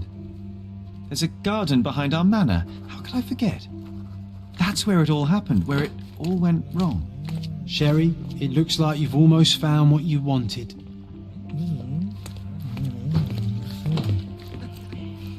Please let me rest. Oh, you did it, Sherlock! The case is closed and all rewards belong to the winner. Bravo! It is merely the triumph of the truth. Is it? No compromises? No lies? You're happy with your decisions? Whatever the truth, it had to be revealed. The victim deserved it. Well, you seem confident in the value of your actions. I guess since I'm free, you were heard after all. By the way, did you get that precious information about your mother? Oh, not that you must. Yes, I did. Forgive my intrusion in such a personal matter. I simply worry I'm failing to be of much help to you. Actually, you were. For some reason, all the archives on the case had disappeared. This was a rare opportunity to obtain the impossible. Outrageous. Perhaps someone found the truth unpleasant. Society usually rejects those who speak with too much honesty, doesn't it? A comfortable lie is often preferred to an uncomfortable truth. Still, I believe that the latter should prevail, and I cannot remain silent. That's quixotism at its best. Your mere truth cannot defeat institutions, systems, and power. Etiquette, religion, marriage, they're all lies told to preserve connections, love, and sanity, and it's all corruptible. Lies destroy human dignity. How could you make a free decision without any knowledge of the truth? Are we really free to decide anything in this world, Sherlock? I get enough obnoxious pontification from my brother, so please, spare me your lecture. Forgive my love for moral philosophy. I know I tend to ramble. You're a walking contradiction, Sherlock. You refuse to lie to others, but constantly lie to yourself. How long until the train comes off the track? I cannot look away, but perhaps I should take a few steps back. You're an accident waiting to happen, dear. Until then, I shall bid you adieu.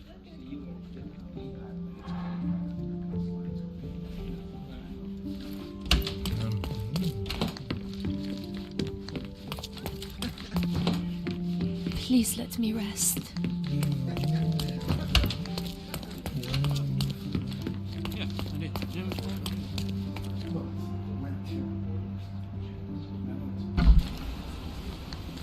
How do you do?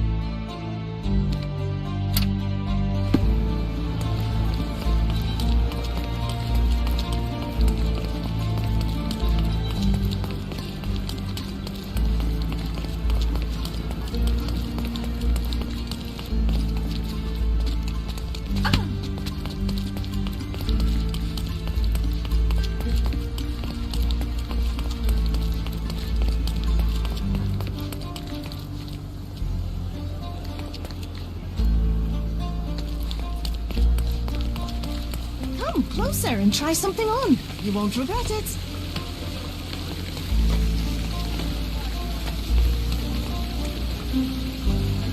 The finest clothes for the finest citizens.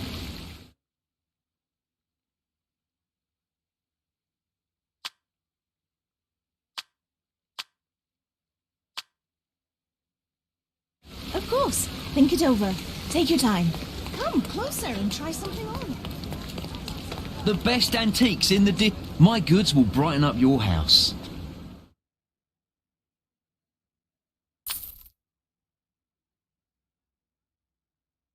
Enjoy your purchase.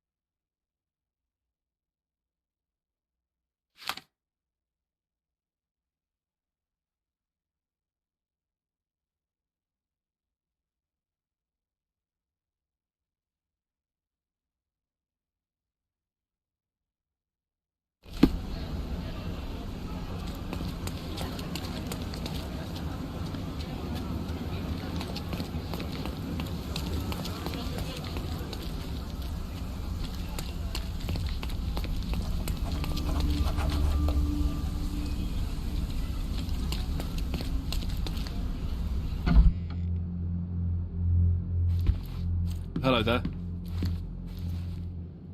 Ill-fitting pants, wonky nose, and hair that appears to have been cut by your own hand. You must be Billy Lloyd. Oh, it's you! I knew you'd come.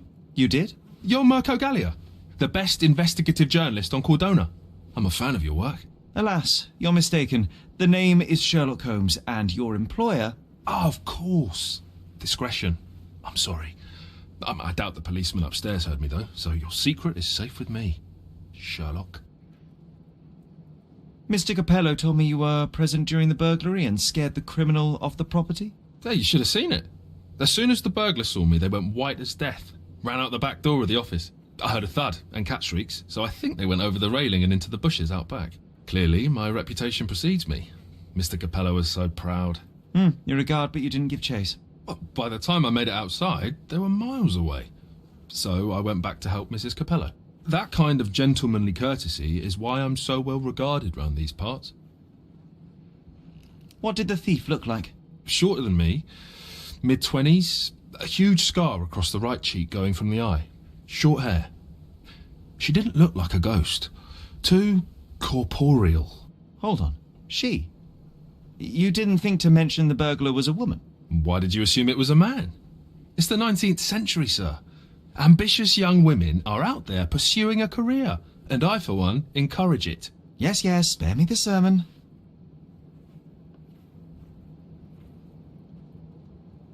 When did the burglary happen? Oh, after 10 in the evening. I was just talking to Mrs. Capello. Does she normally work this late?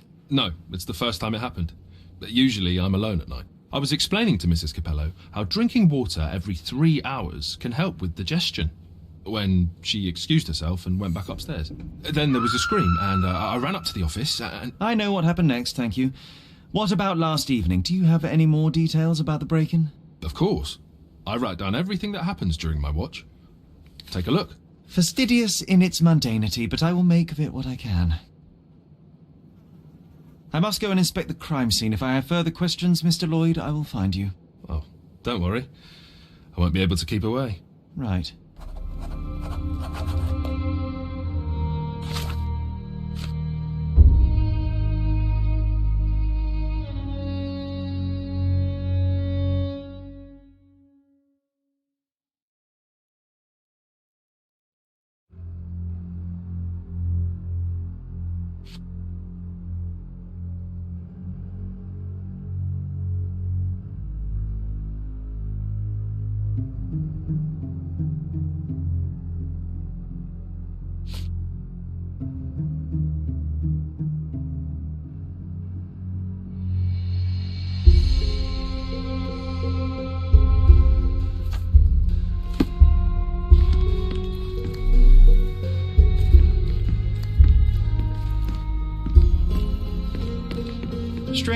Security, peace of mind.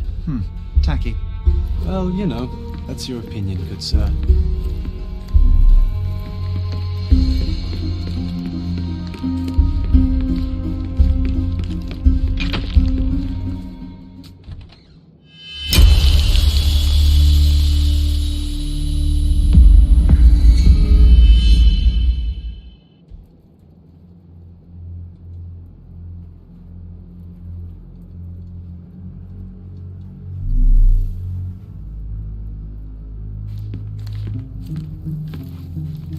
Why do I get the worst jobs?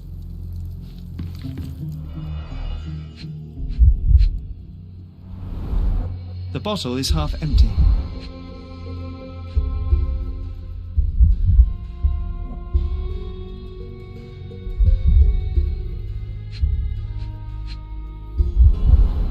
Recently used, but why would it be here?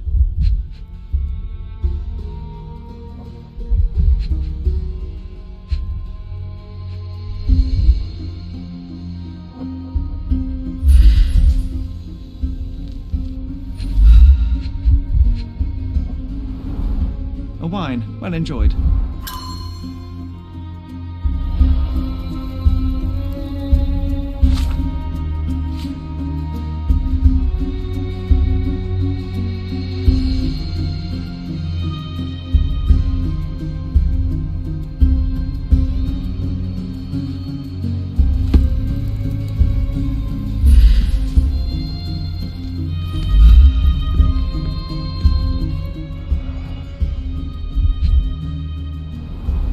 Blood on the safe door had been left by the victim.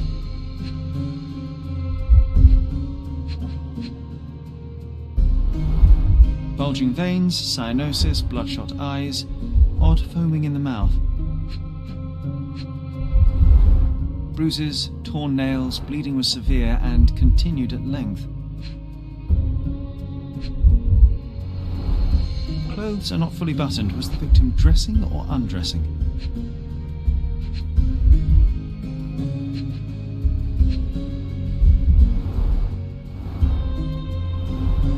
Clear indications of blunt trauma, possibly inflicted before the victim was in the safe.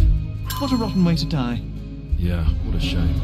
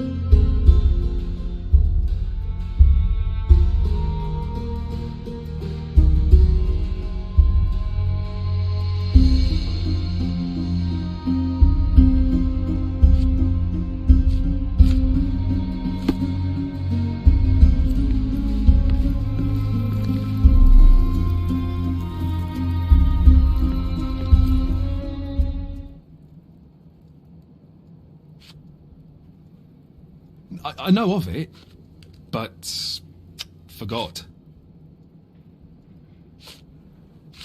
Do you know anything else about the dead body in the safe? Well, there is the rule of threes. You can survive 3 weeks without food, 3 days without water, 3 hours in harsh weather, and 3 minutes... Of you talking? ...without air. I'm sorry, did you say something? No, very enlightening, Mr. Lloyd, thank you.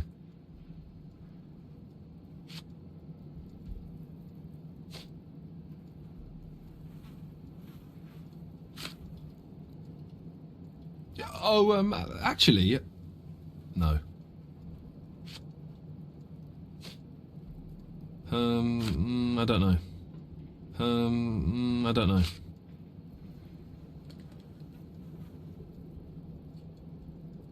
Have you noticed anything different about Mrs. Capello recently? Not really. She talks to me more when I start my shift. Probably because of the 100 Best Curry Recipes book I'm reading. Oh, and we've been running out of paper a lot lately, so she often sends me out to buy more for her. She's very particular about the paper we use. Only one store on the island stocks it, and it's on the other side of the town. But I'm really fast. Interesting, thank you.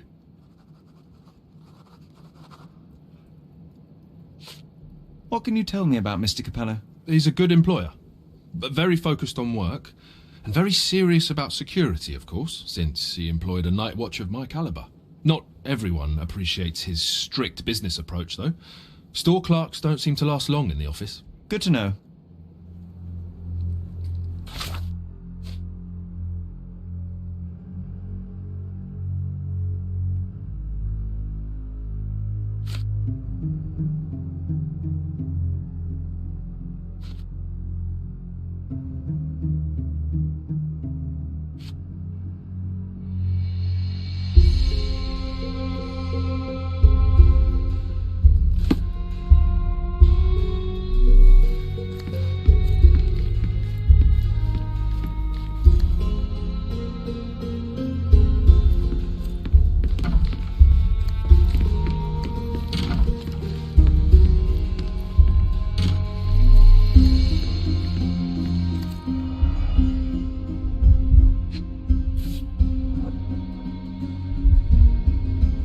Concert program from 7 years ago. An Augusta La Ducha is listed as a harpist in the orchestra.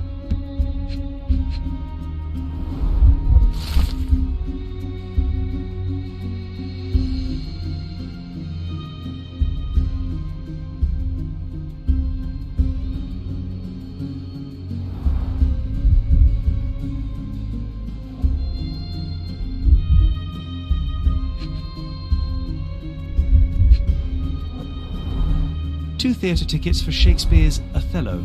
The performance is tomorrow. Have to respect the classics.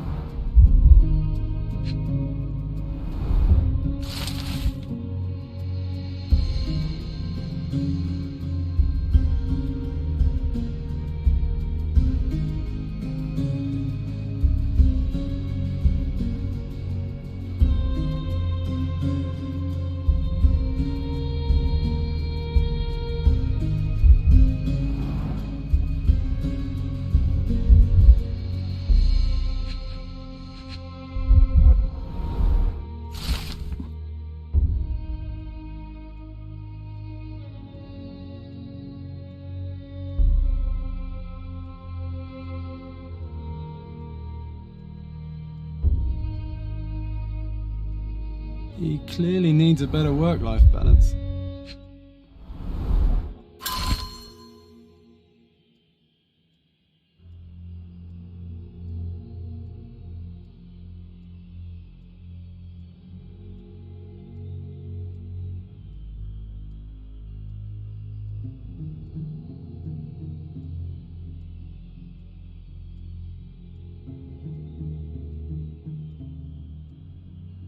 Well-organised workplace?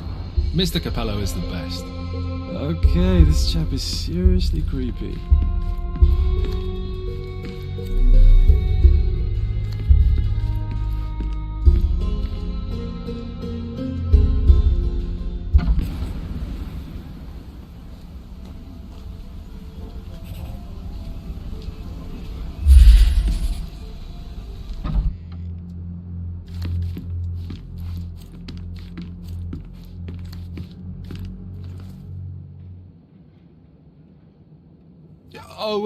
Actually, no.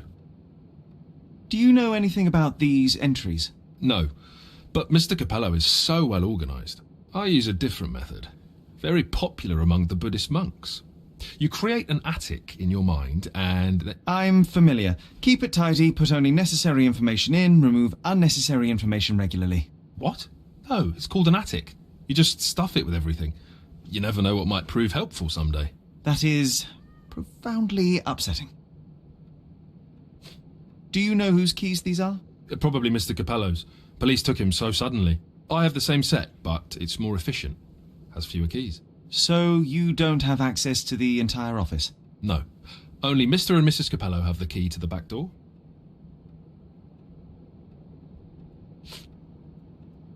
Do you know what this note might be about? I cannot presume to know another's mind, of course, but I think Mr. and Mrs. Capello have been having some familial difficulties, probably due to their lack of children. One of my oldest friends helps couples with their relationship troubles, and he always says... You don't have to continue.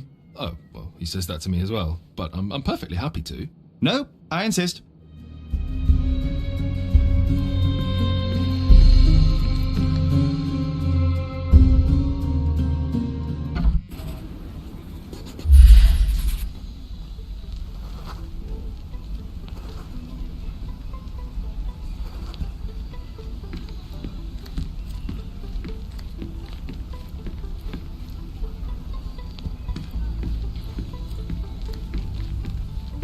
Don't forget about the cats in the bushes, Sherry.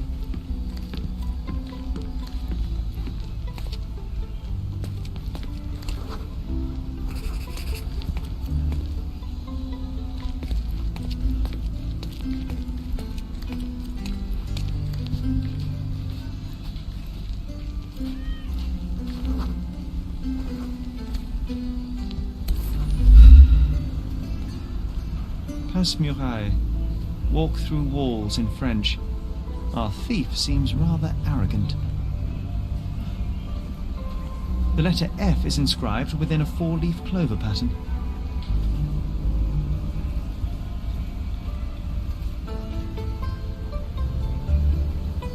A comprehensive set of lockpicks, recently cleaned with no fresh scratches.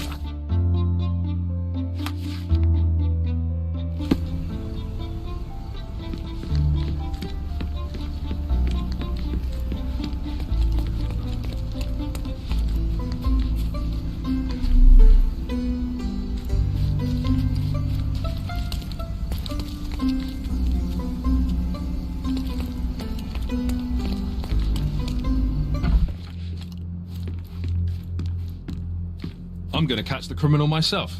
But later.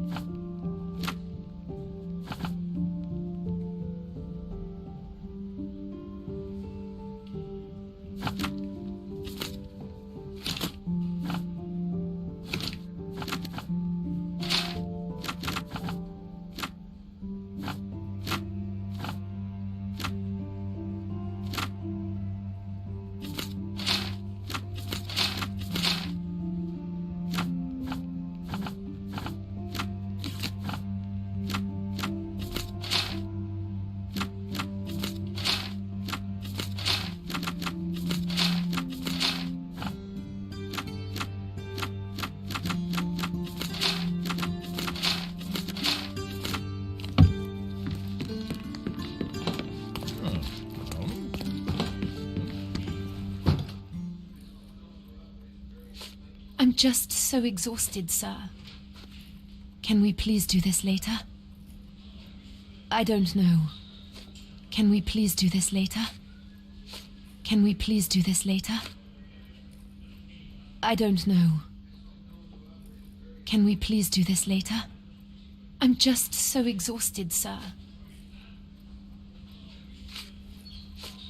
Mrs. Capello, would you think your husband capable of that which he is accused? No. Basilio is a good man, a devoted man.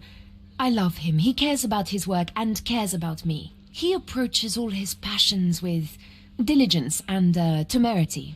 I think there is nothing he could not achieve if he set his mind to it. Indeed, in all our years together, I cannot recall a single business opportunity Basilio failed to see through. Thank you, Mrs. Capello.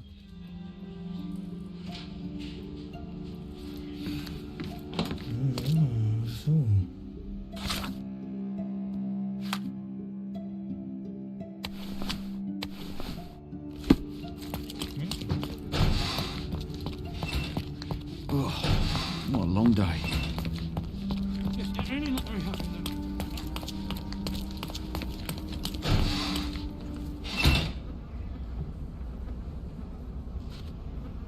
I'm afraid I have nothing to add to this. Another question? Another question? I'm interested in some entries in your diary that may prove important. Could you elaborate on these ones here? Bene. I won't name the detective, but rest assured that is unrelated to the investigation. It is just one of our clients. And those safe entries are about an interested party who was going to purchase the product. We met yesterday, and today were to finalize the transaction. Alas, that opportunity is no more. You've been a good help.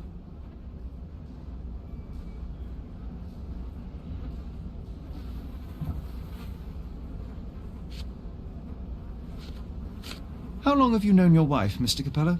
How is that relevant, young man? Please, I need a complete picture of all the parties involved.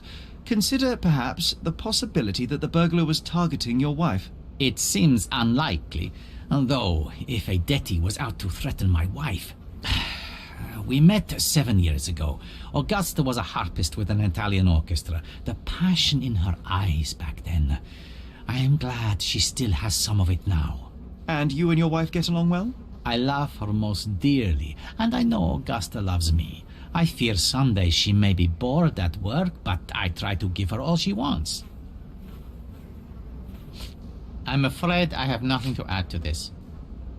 What was your intent behind this note?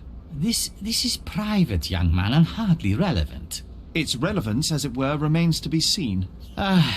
My wife Augusta joined me in business half a year ago, but works late hours. I worry because I love her. What else do you need to know?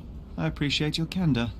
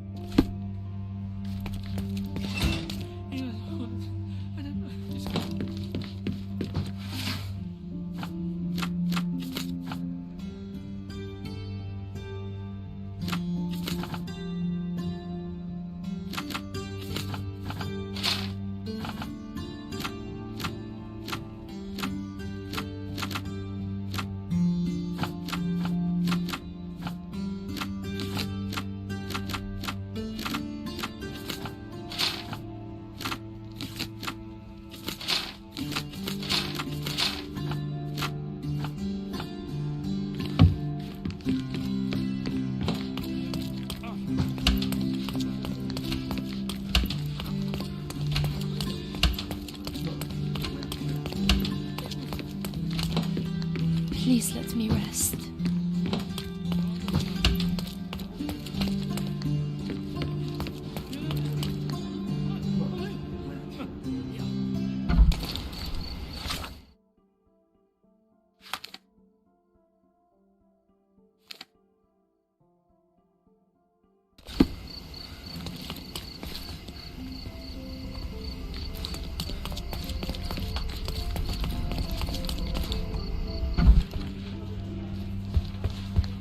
Come back once you've dealt with Panzer.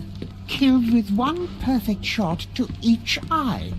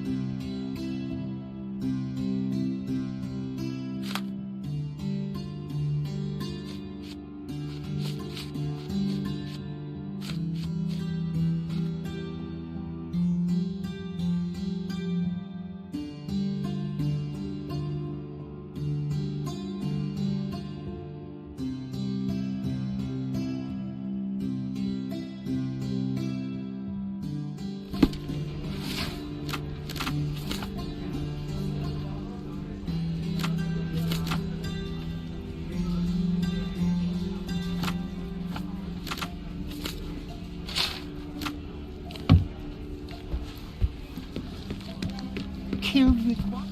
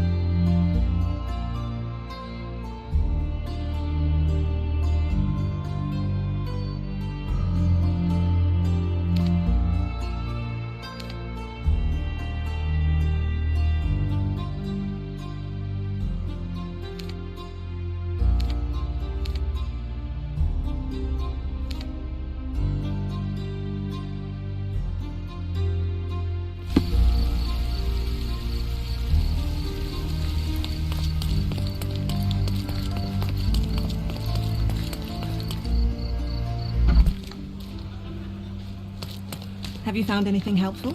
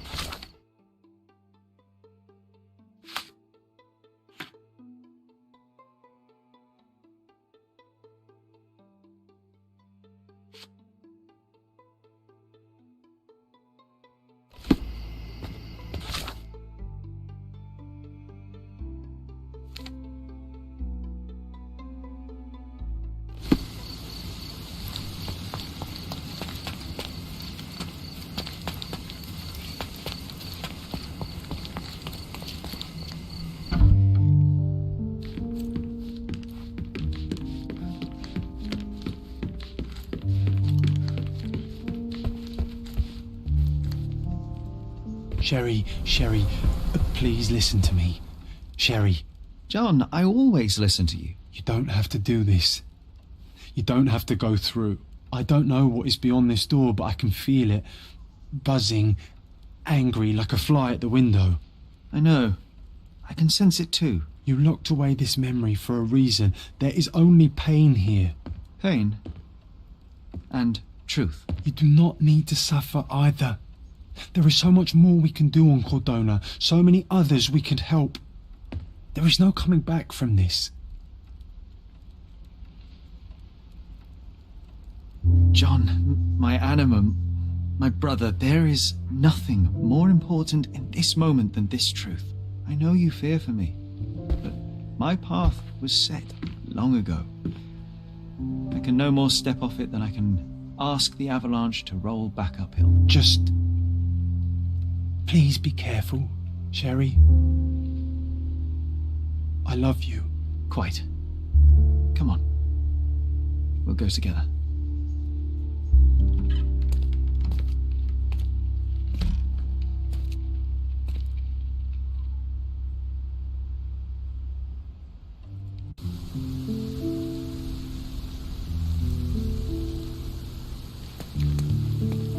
Why didn't I remember we had such a big garden?